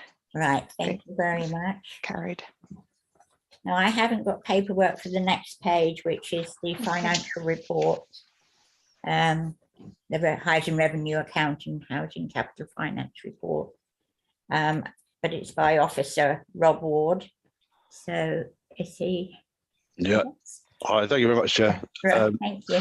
Firstly, I'd just like to make my apologies in advance for my voice and how this may go. I'm just my first day back after having COVID, so I'm struggling a little bit. But I'll make my way through. Essentially, there's not a huge amount of change from other reports that have been brought, where we've actually brought you forecast outturns. And this is the final kind of outturn that basically the HRA, where the HRA is sitting. So the outturn surplus that we have is 2.192 million, which is 1.2 million above the final budget that we set for the financial year. The most important part, I guess, of the report is the proposed allocation of the outturn surplus, which is for consideration of the board to recommend over to Cabinet. What we're actually proposing is an increase of £1 million for the planned maintenance and stock condition survey reserve, which is a revenue reserve, which will increase it to 4.375 million. The two amounts effectively been taken from the underspend in major repairs, which you can see on the appendices of the report, and the actual underspend that's in the revenue contribution to capital, that is to do with the report you just heard from Paul, the amount that we've actually spent on that. And the residual 1.191 is to be placed in the Capital Development Fund, which has been set up for future acquisition or development or climate change aspirations, depending on how the board determine to spend that money. That will keep the HRA balance at the 3.1 million adopted level. So that's basically where the everything will end up, and that's for your consideration and recommendation. Just going through the remainder of the report. So other bits to sort of consider.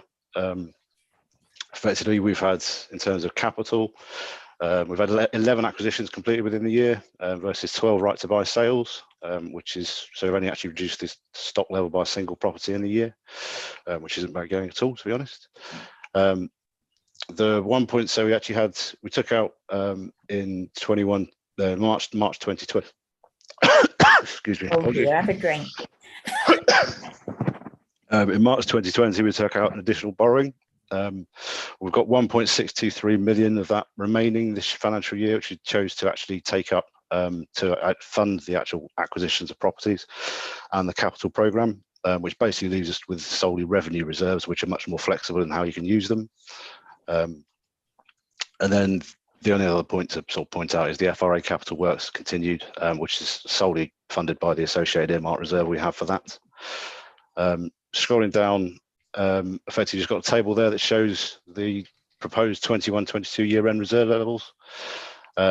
So yeah, there we've got the HRA balance at its normal adopted level, the volatility reserve, which has been there for many years, increase in capital development fund, no change to landlord services, the stock condition plan maintenance reserve up to 4.3 million, and the FRA reserve, obviously 307 million taken out, so we've still got 1.5 million for future works, for which Graham's going to be taking on for the next year or two, to kind of go through that work effectively. Yeah, the appendices are there for you to have a look at with a bit more detail. Any questions, but please be kind and let me know. Dan? Thanks for that. Gentle with him. I'll try and be as kind as I can, Rob. Thanks so much. With the fire risk assessment reserve, I know we've put 300,000 into that this year. What is the average spend on that per year? What's the average draw on that? Well, it's 300. It's 307 taken out this year, so we've got 1.7 left. Prior year, bear with me a second. Hello. Have we lost you? I think he's just looking it up at the moment. Oh, right. I see. Okay. Yeah, sorry, my computer's frozen at the moment. Yeah, right. I can't quite get that. That's fine. We can talk about it afterwards. The only other I can certainly give you a breakdown of, like, basically from inception, how much is, when we set it up, how much we spend each year. That's not a problem. I can send you an email on that. I think the only other thing it would be good to see from you is what you're forecasting. Obviously, we've got the stock condition survey coming through, and there's going to be a lot of different draws on the HRA. So it's what you're planning from a finance point of view, and how we're going to contend with that, because I know over the next year or so there's going to be a lot of significant draws in multiple different directions. Yeah, so on that front, basically that's why we put the million into the planned maintenance reserve that's there, which is now at 4.4 million, just shy of. That's essentially for stock condition and catch-up costs. So that's paying for the stock condition survey, any catch-up costs, plus obviously we've got the additional budget that goes in every year for that. What we can also do, should there be something along the lines of capital works that need doing that come out of the stock condition survey, we can look to borrow. So there are, avenues we can kind of go down there. The capital development fund itself has been set aside again, which is sort of 3.6 million. That's been set aside for kind of climate change and or acquisition or development. But again, should that need to be drawn on, we can. And if needs be, we can actually go and effectively borrow for those acquisitions and the development costs. So we have got quite a significant amount of revenue there available. So yeah, I mean, it's just a case of, it is an unknown. We don't know what's going to come through the pipeline, but we do think we're in a reasonably good position in terms of revenue reserves to kind of combat it. Thanks, Rob. Yeah, is that all right? Thank you. Sarah? Yes. Yeah, Sarah. No, you haven't got your. Sarah, you're muted. Yeah. Okay. Yeah, sorry. This is a policy question, really, but does affect the development funding.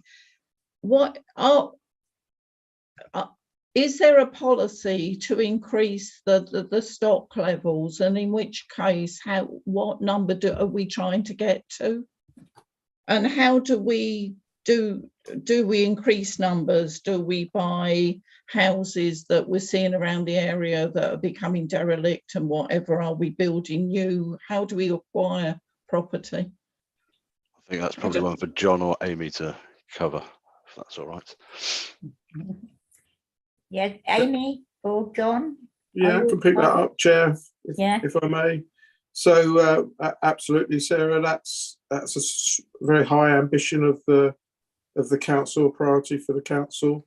And in order to drive that forward more effectively, to increase the numbers, to meet the demand, that's why we're trying to increase numbers. There's a huge demand for good quality social housing, as I'm sure you're aware.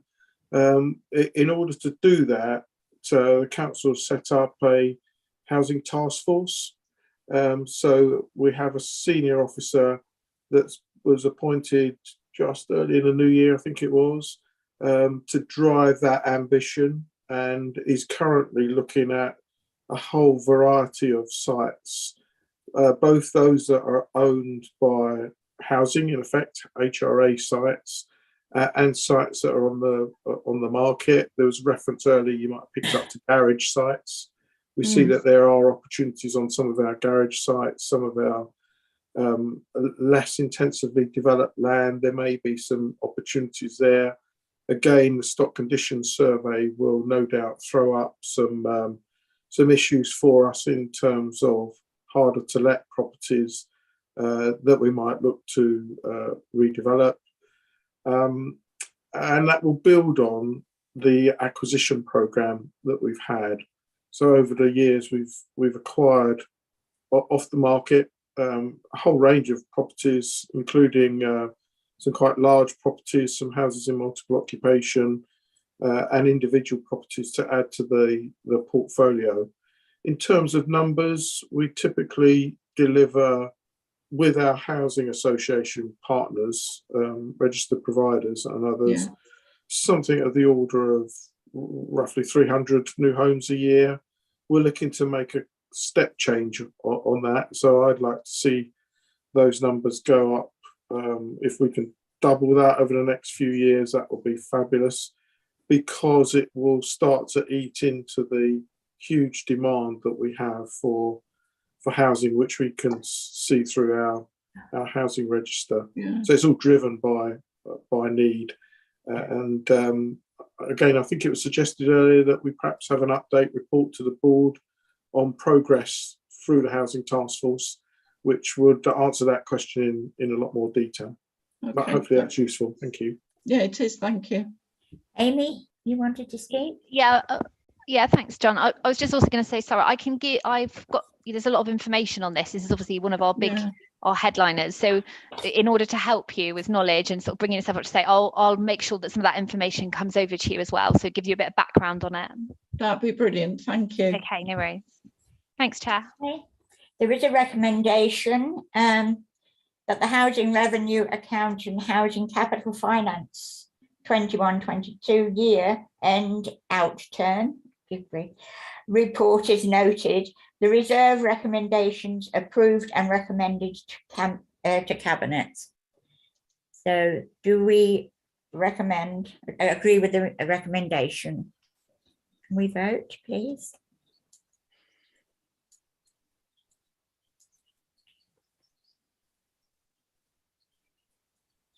Okay, Chair, I can see 3 green ticks. There's no abstentions and there's no votes against. Voted?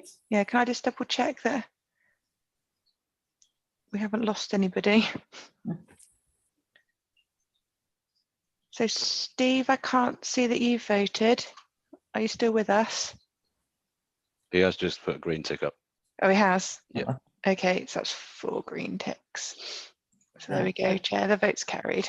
Okay, has anybody left the meeting? Oh, we've got 5 green ticks now, so. Oh, we have, right, okay. So that recommendation has been approved then. Thank you.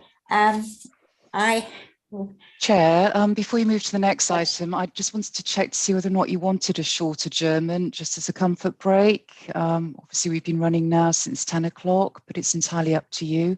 I wouldn't mind a trip. It's these damn water tablets. So how long would you like to adjourn for? 10 minutes enough? Yeah. Okay, 10 thank minutes. you very much. Okay, we'll be back then at 11:48. Thank Is you. that enough time for everybody? Yep, that's fine. So I'll pop you all onto mute. If I could just ask that you all stay on mute because the live stream will remain running. Right, okay. Okay, so you will be heard. Okay. Okay.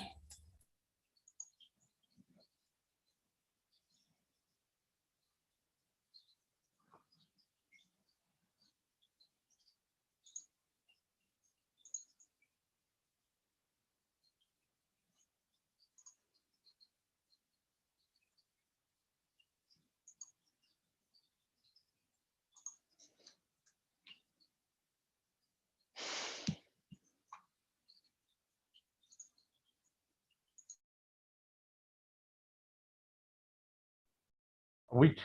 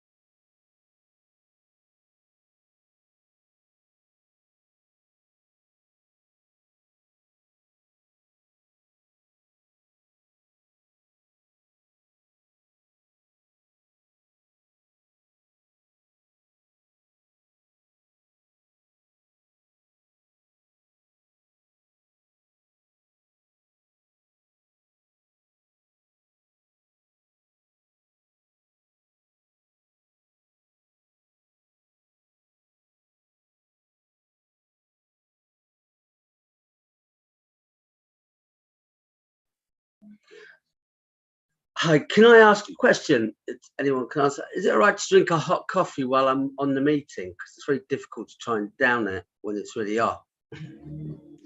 Yeah, that's fine. Absolutely no trouble at all. Yeah, it's just I didn't want to sort of show my drink. I know. 3-course meals always look a bit difficult. Yeah. But no, that's absolutely fine, Rob. Thank you. Okay, so Chair, it's now 11:48. Are you ready to resume? Sorry, you're on mute, Sue.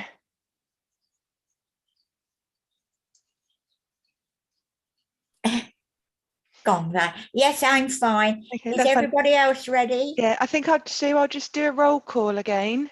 Okay. Just so that we just know that we are quorate, okay? So if I just say your name and you state whether you're here. So I'll start with yourself, the Chair, Sue Saunders. No, I left. No, I'm here. Steve Beer.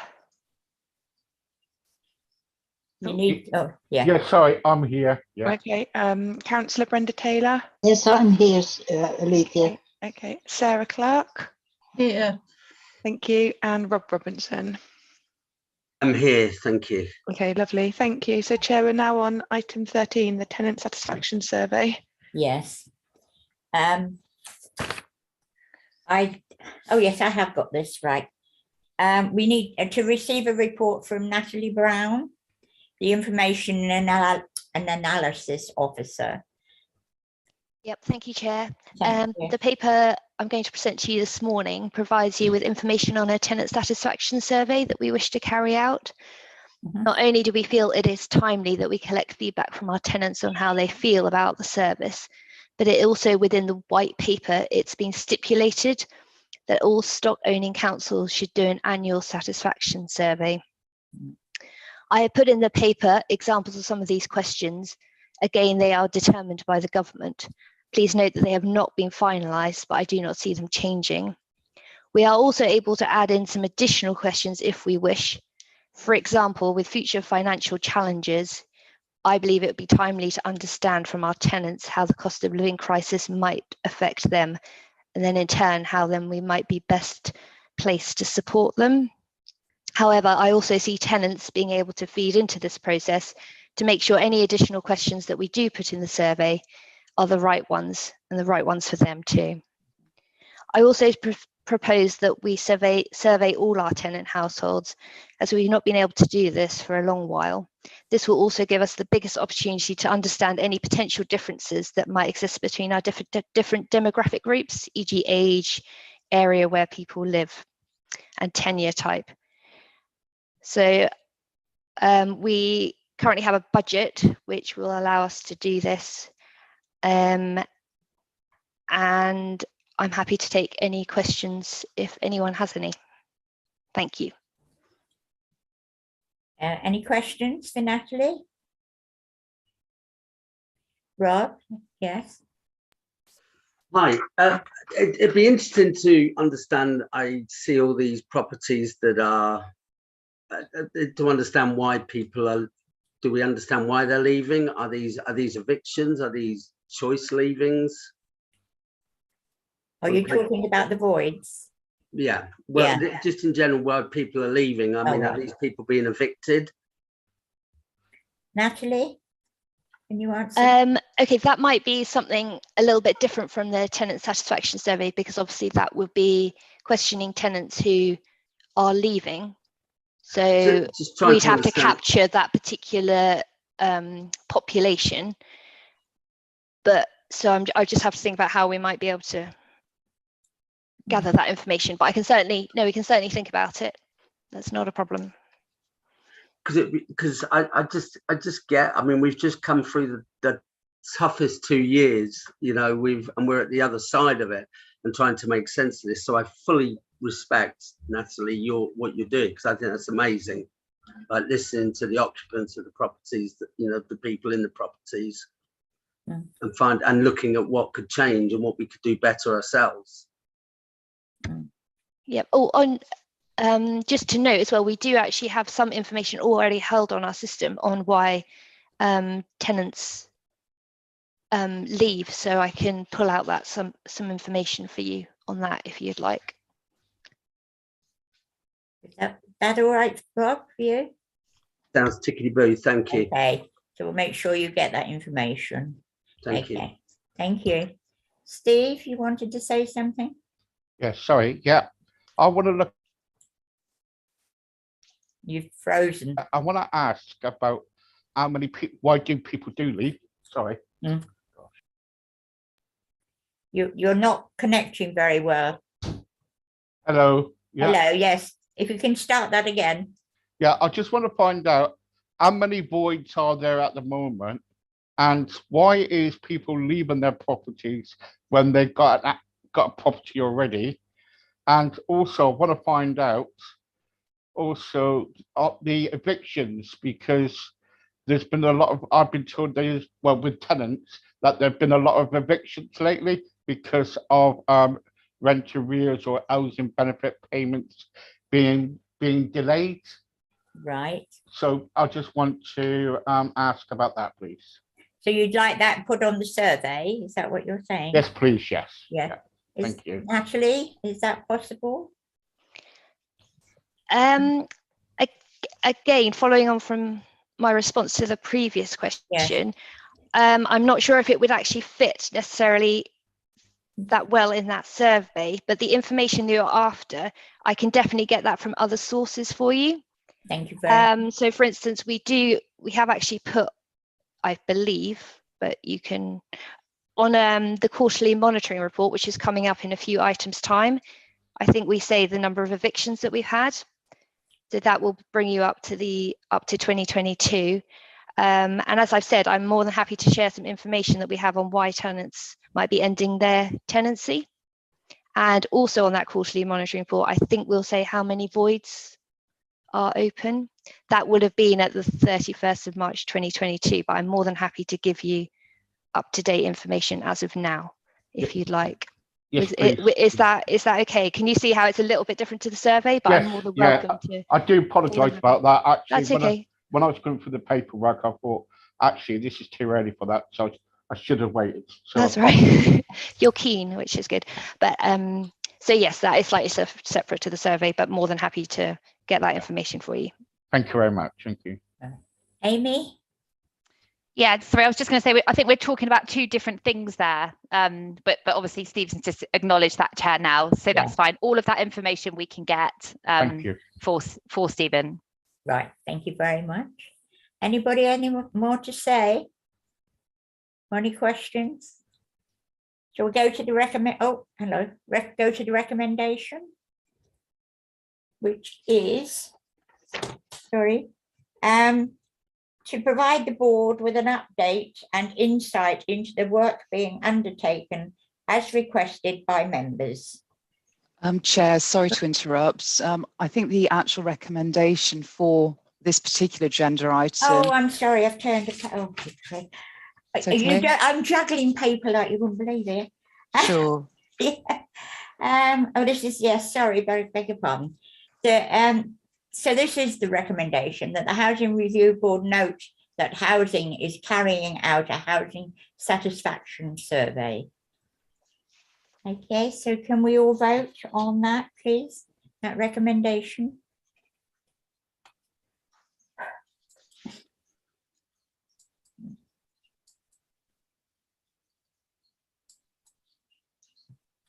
Okay, Chair, I'm seeing 4 green ticks.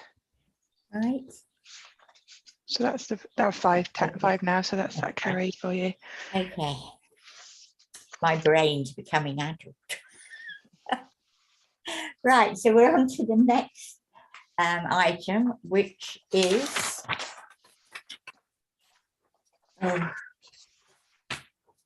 the Community Development Food Support Report. And this is Victoria Robinson. Is Victoria with us? Yes, I am. Hello. Hello. Thank you for coming.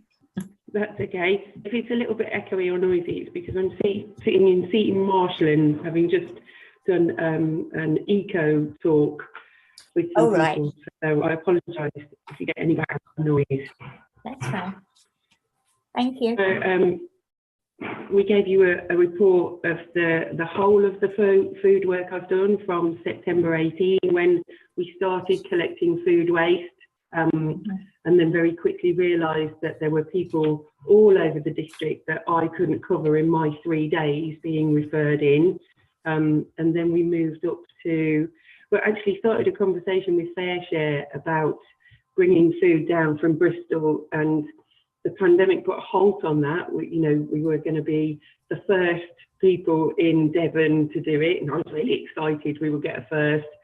But the pandemic put a halt on that, and then DEFRA food deliveries started coming through. So it was really good for us because we had a dry run of how things would work, and we set up the base at St Paul's Flat in Honiton and got lots of existing food providers on board to give them food that then they delivered out around the district so that we could ensure that all tenants were covered. And I had a look at where we had gaps, and there were gaps in Ottery and on the Littleham estate. So we supported people to set up community larders there. And then the buying scheme started last August, and it felt like such a long time since those first conversations with FareShare. And that's going really well. They've actually expanded from the first 6 or 8 groups that we had. Cranbrook is now involved, and another Open Door in Exmouth. So they've expanded out, and I did get told how many kilos were coming in now, but it's increased. This food that is being brought down from Bristol every week, it goes to Exeter Food Action and then comes out to us in East Devon. And we've made some great links with all the food providers around the district. So we've got this WhatsApp group where they chat away sort of completely independently of me now, even though I set it up, kind of taken on a life of its own.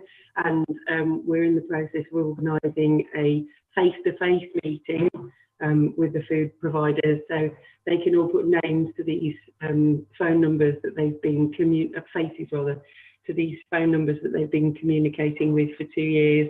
And it's made a really strong network in East Devon, and we have been recognised by Devon County Council and by FareShare as being a few steps ahead of everyone else that is trying to do this.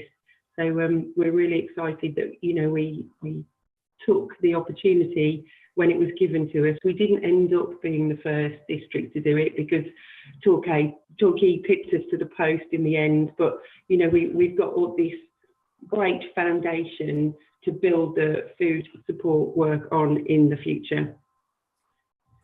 So that was my little update. Well done you anyway. Can I ask if there's anybody who wishes to ask Victoria anything? John, yes? Thanks, thank you, Chair. So Victoria's too modest to say, but I think she's one of the unsung heroes in housing. This has helped, this initiative that she's developed pretty much on, led this initiative for us, has helped so many people during a really difficult time. And, as everyone's predicting, I think times looking forward are going to be tough as well for a lot of people. So having a robust process in place is going to be so important with cost of living increases. It's entirely wrong that we have to do this sort of work, but people are in need of nutritious food and affordable warmth, as we talked about earlier. But this is what your community development team are capable of, putting some of these initiatives in place that work at scale. And so I've been hugely impressed and would want to just give my thanks and praise for the work that Victoria's led on this. Much appreciated. Thank you, John. Amy? Yeah, I just fully support what John's just said there, but I just wanted to draw members' attention also to some of the case study work and the links with the poverty agenda as well that this has. Obviously, corporately, we've got the poverty strategy in place, and this is feeding directly into that. what it also does, and again, as Victoria has articulated in the report, some of these people that have been coming forward and some of the tenants that Victoria and the team have met, it's opened up much wider discussions, and it's very much supporting that one housing team approach. So there's a number of referrals where people have come forward for food, and the officers have identified, you know, vulnerabilities, concerns about people, and other issues that they may have in their lives, often mental health problems that they're experiencing. We have then been able to make those referrals back to the right people in the housing team to be able to help those people. So again, I think Victoria is selling herself short there in terms of the impact that some of this work has and how important it is, and it is fully supported by the whole of the housing department. And those links are really important, and they are continuously being made in terms of those referrals that often come in, so we can pick up some of those people. Thank you, Chair.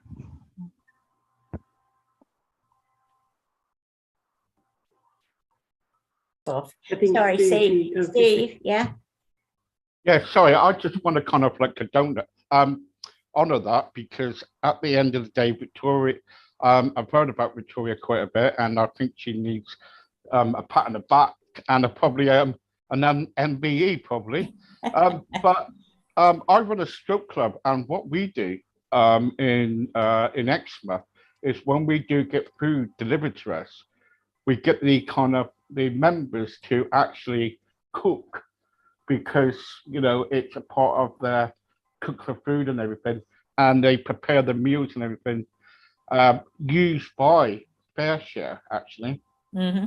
And that's what we do. And so when they cook the meals and everything, they actually sit down and eat it after stroke club. So yeah, I think she does a wonderful job, and she needs to be praised for that. Thank you. Thank you, Steve. Anybody else, anything to say?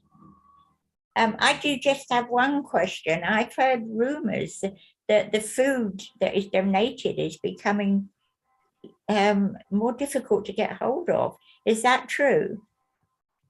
Yes, it absolutely is. So the collections from the supermarket in the evening, through lockdown, you know, there were vast amounts of food because people weren't going out and shopping in the way that they normally were. So, you know, if you have a shopping list and you walk around the supermarket, you'll spot something and go, oh, we might like that tonight, or we might like that at the weekend, and you'll throw more in your basket.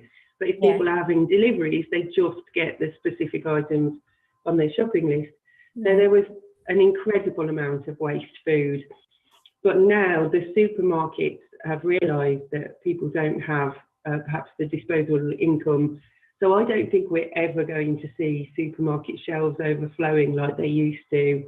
And also the government has created regulations for the supermarkets, which means that in the next sort of 8 years, they aren't allowed to have any food waste. So again, this means that you will see the reduction of huge piles of food, you know, especially bread and fresh fruit and veg in supermarkets. So there's less that's then reduced or wasted at the end of the day. And FareShare have just brought something in where if you don't, so I collect on a Tuesday night from some supermarkets. If I don't respond quickly enough to my offer of food, then my food is given to Olio, and it goes out on an app to people who watch that, who might not be in food poverty, because again, the emphasis with Olio is on food waste rather than poverty. And last night I accepted my offer, but it didn't get through their system within the half an hour. So all my food from Tesco Honiston was given to Olio, which means that I had much less food to take to my people. But that's where the food hub food that comes from Bristol via Exeter Food Action is absolutely essential, because we buy a certain amount of food a week, but then there are always extras. And Exeter Food Action, if they have a glut of something, they will bring us extras as well. So we get all that free, and that's quite often short-dated stuff. Exeter Food Action got given 500 turkeys by Sainsbury's because there was a little bit of a lockdown just before Christmas, so people didn't travel to their families or have as big families with them. So Exeter Food Action froze them all, and I was actually giving turkey to some of my people well into February.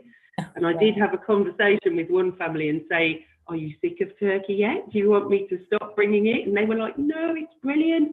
We've made curries, we've had pies, we absolutely love it."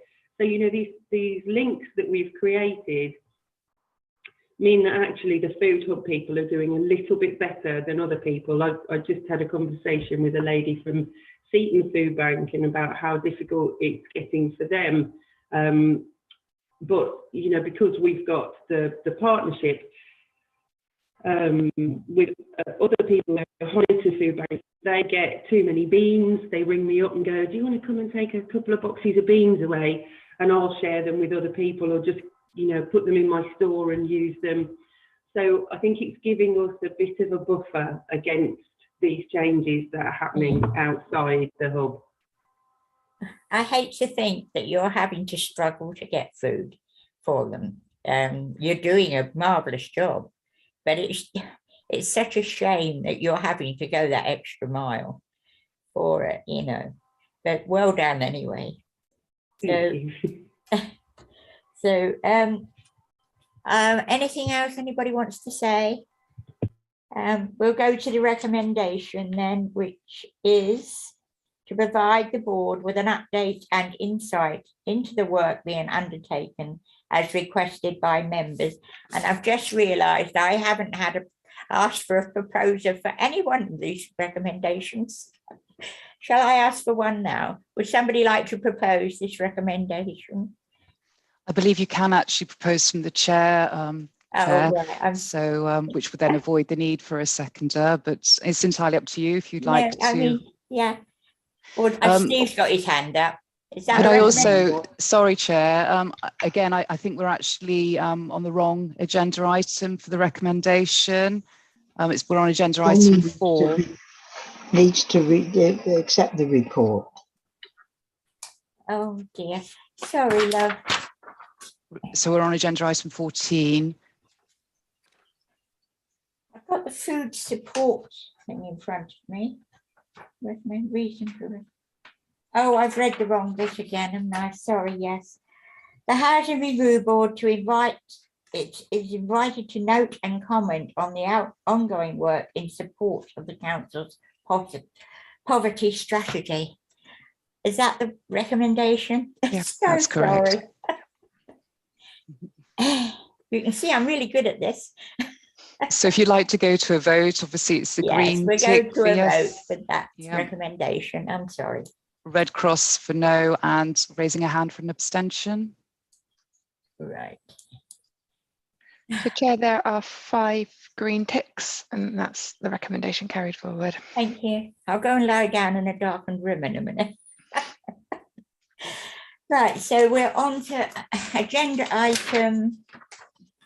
What number do you use? 15. And it's additional post data officer for property and assets departments. Right, so who's doing this? Oh, this is Graham Baker. Yes, Graham. Thank you, Chair. Okay.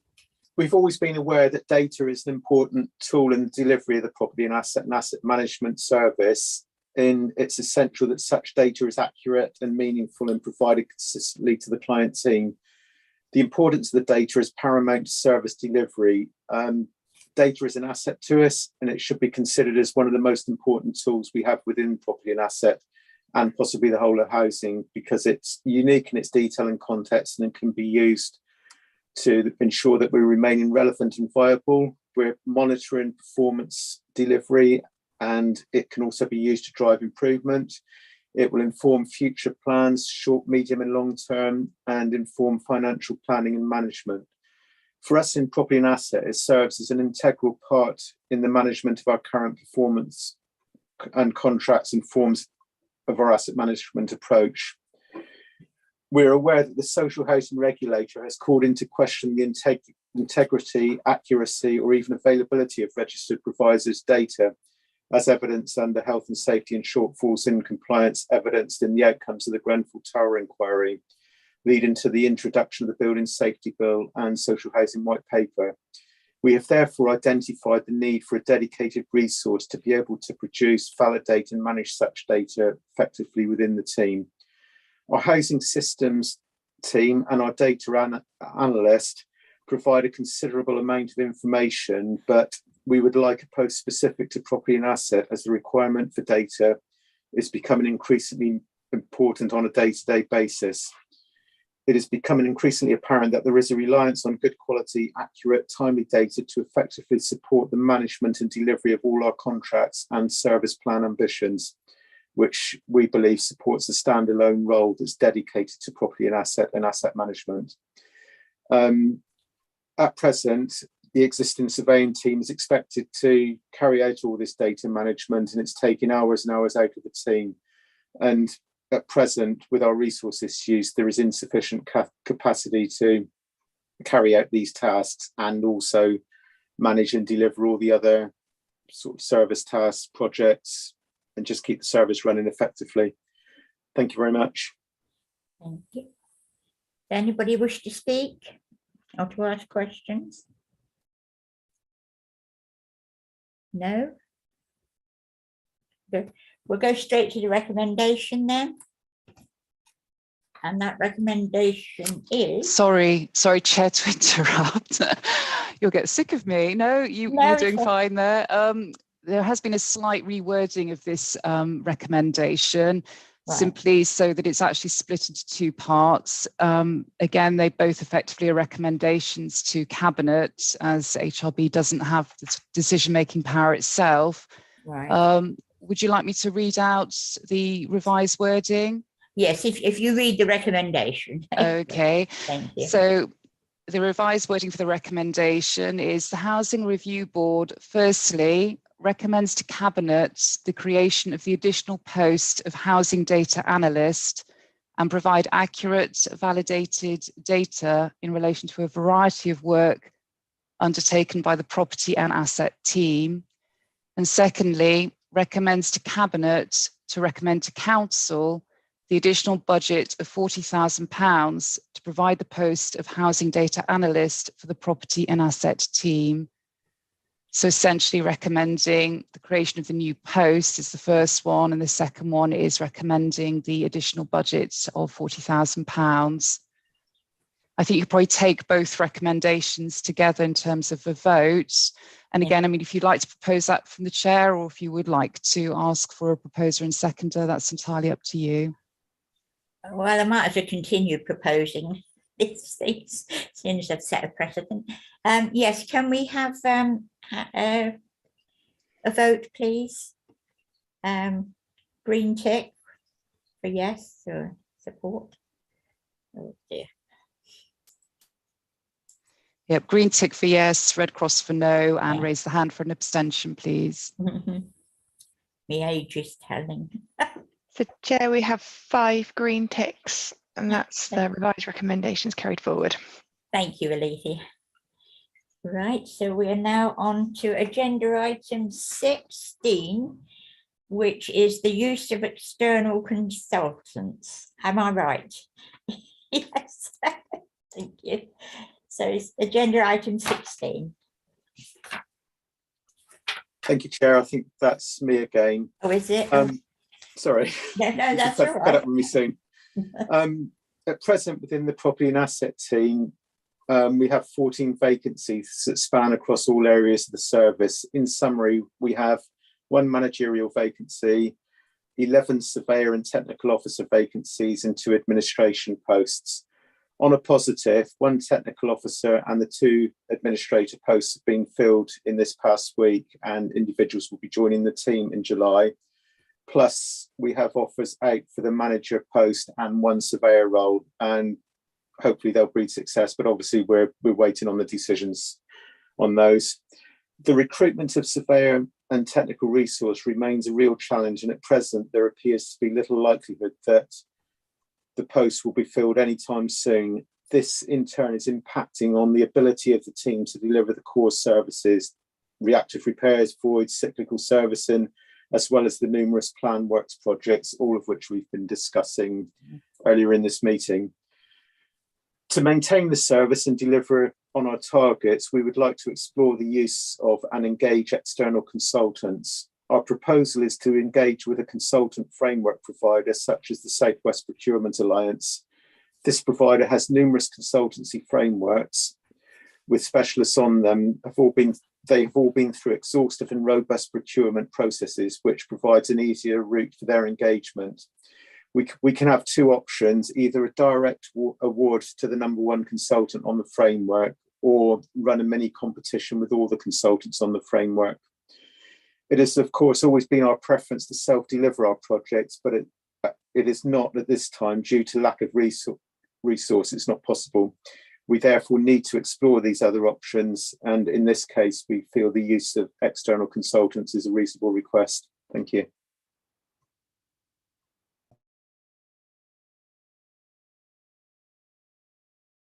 Does anybody wish to ask any questions? Yes, Sarah. You're muted. Yeah. It's just a quick question. How does the cost of using an external consultant compare with recruitment and internal staffing? Graham? Oh, sorry. I don't know about a direct comparison, but there's always going to be a cost associated with the use of external consultants. Recruitment in itself comes with a heavy cost and time.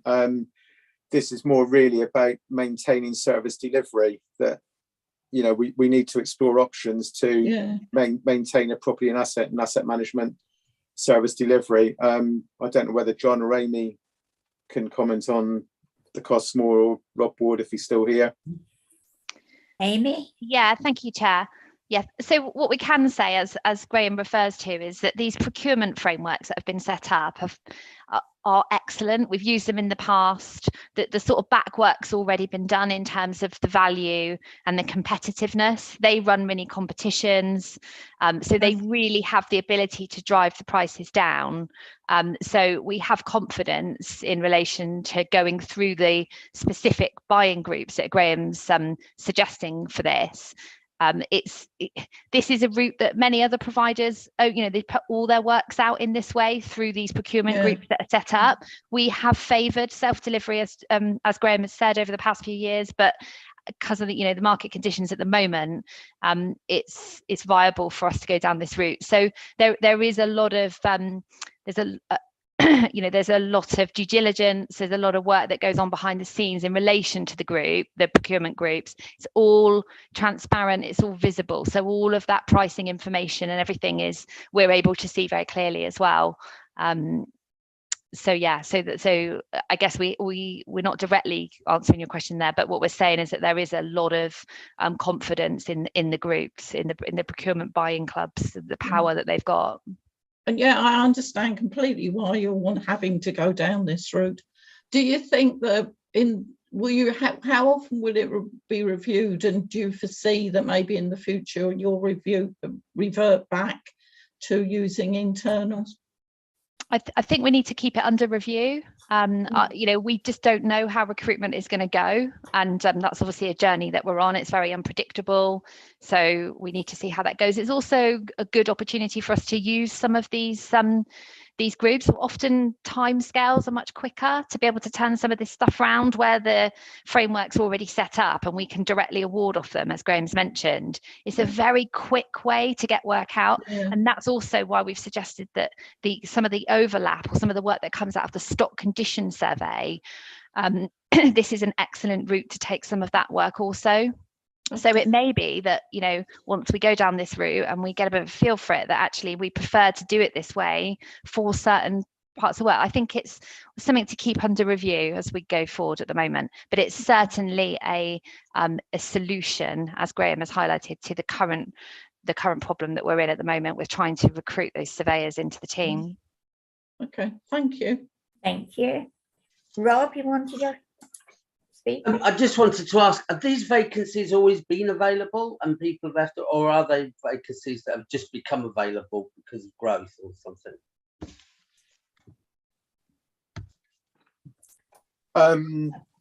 Four of the posts, 5 of the posts are new. 2 of those have been filled. The rest of them are all as a result of staff leaving over the past months, even years, which we don't, or a year or so, which we just haven't been able to fill. We have had agency surveyors in on short-term basis, but that's not proved an effective solution. We're aware that many other organisations across the Southwest are in a similar situation to us, and some suffering from lack of surveyors. So the surveyors aren't necessarily out there in the market. If we're managing to secure people, they're often coming from others. So we're sort of pinching from other organisations, but it's just proven a constant challenge all the time. I mean, as I say, we've put an offer out to one surveyor. I don't think he's going to accept it. So, you know, it's just a case of having to move on. We've got 3 more interviews lined up tomorrow, but again, whether they'll prove successful is another matter. It's just proven a real challenge and a real headache for us at the moment. Okay. Any further questions? No? Right, I'll read the recommendation, hopefully the right one this time. Again, Chair, sorry to interrupt. No, you're doing perfectly fine. Yeah, okay. It's just that the wording of this recommendation has also been slightly altered. Again, just to deal with this sort of administrative setup of the council in terms of HRB and Cabinet. So if it's okay, I'll read out the amended recommendation. Yes, right. So the amended recommendation for agenda item 16 is that the Housing Review Board recommends to Cabinet the use of existing budget to employ external consultants to support the property and asset team to deliver planned works as required to ensure our housing stock remains safe, compliant, and that our tenants can feel safe in their homes. So that's the amended wording for that recommendation. Okay, thank you very much. Can we have a vote on that recommendation, please? Tick, green tick for yes. Okay. Oh, I forget to vote. I'm sorry. The Chair, there's 5 green ticks. That's the vote carried. Thank you very much. Okay. And the final agenda item is 412.5 2021-22 Housing Performance Indicator Report. Thank you, Chair. It's me again. Yes, this is just to provide the board with an update insight into our current performance. Hopefully for you, Rob and Steve, some of your questions might be answered by this report with regards to evictions and void numbers, but give me a shout if there's any more detail that you want, and I'll put that alongside your why are the tenants leaving their properties, that information. Thank you. Okay. Any questions for Natalie? No? Okay. So the recommendation for this is that the Housing Review Board recommends to Cabinet the use of oh, hang on, I'm on the wrong one again, and I. Yes, sorry. Turn the page. Oh, grief. I need a secretary. Oh. Sorry, I don't seem to have the right paperwork. Chair, would you like me to read out the recommendation for you? Please, dear. I'm losing the will to live. It's that the Housing Review Board is invited to comment on and note the performance of the housing service. So it's really just one for you to note, unless you've got any specific recommendations to make. Right. So yes, so we don't need to vote on it, or do we? If it's just Do we need? I think as you voted on all of the other ones that referred to noting, it would be quite good just for completeness, just to take this final vote. Just to round things off nicely, okay. Okay, can we have a vote on that item, please? Oh, I haven't voted. Wait a minute. Get there. Right. Okay. Okay, Chair. Again, you've got 5 green ticks, no abstentions, and no votes against. So that's that recommendation carried forward. I bet this has been one of the most interesting. Oh, you've done very well. Oh, very grief. Well. No, actually, I do have one thing which I promised Sue Dawson I would bring to the board, and I've totally forgotten in all the chaos here. Can I read it now? I know it's to do with an item going back, page 23. It was to do with, well, if I read the item, it was 11.2 on page 23. And what she was querying was, we are also working with the allocations team to review our internal mutual exchange process and ensure that it is up to date and working as it should be. Her question was, will the process involve tenant consultation? This process has been once described in the booklet, which has changed over the years without tenant involvement. I have more than once taken issue with the new wording and revised processes contained in various information booklets. Tenants need to be involved in any changes to existing processes and ergo the necessary information booklets. It is also necessary for these information booklets to carry the tenant tick as evidence that the top document has been approved by tenants. I'm sorry it's out of context, and I know we've sort of got past it. So is there anybody who can, comment on that?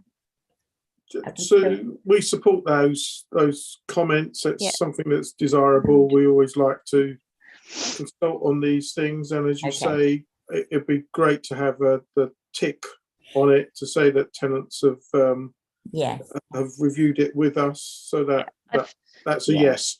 Yeah, it's already the requests. The officers who are doing it soon know that they have to do that. So absolutely. Thank you very much. Okay, I'll pass it on. Well, thank you, everyone. I can now go and lay down in a darkened room and recover. I'm sorry it's been a bit of a shambles. I know you're all used to meetings that flow, but I'm afraid it didn't flow today. Anyway, thank you very much for your patience, shall we?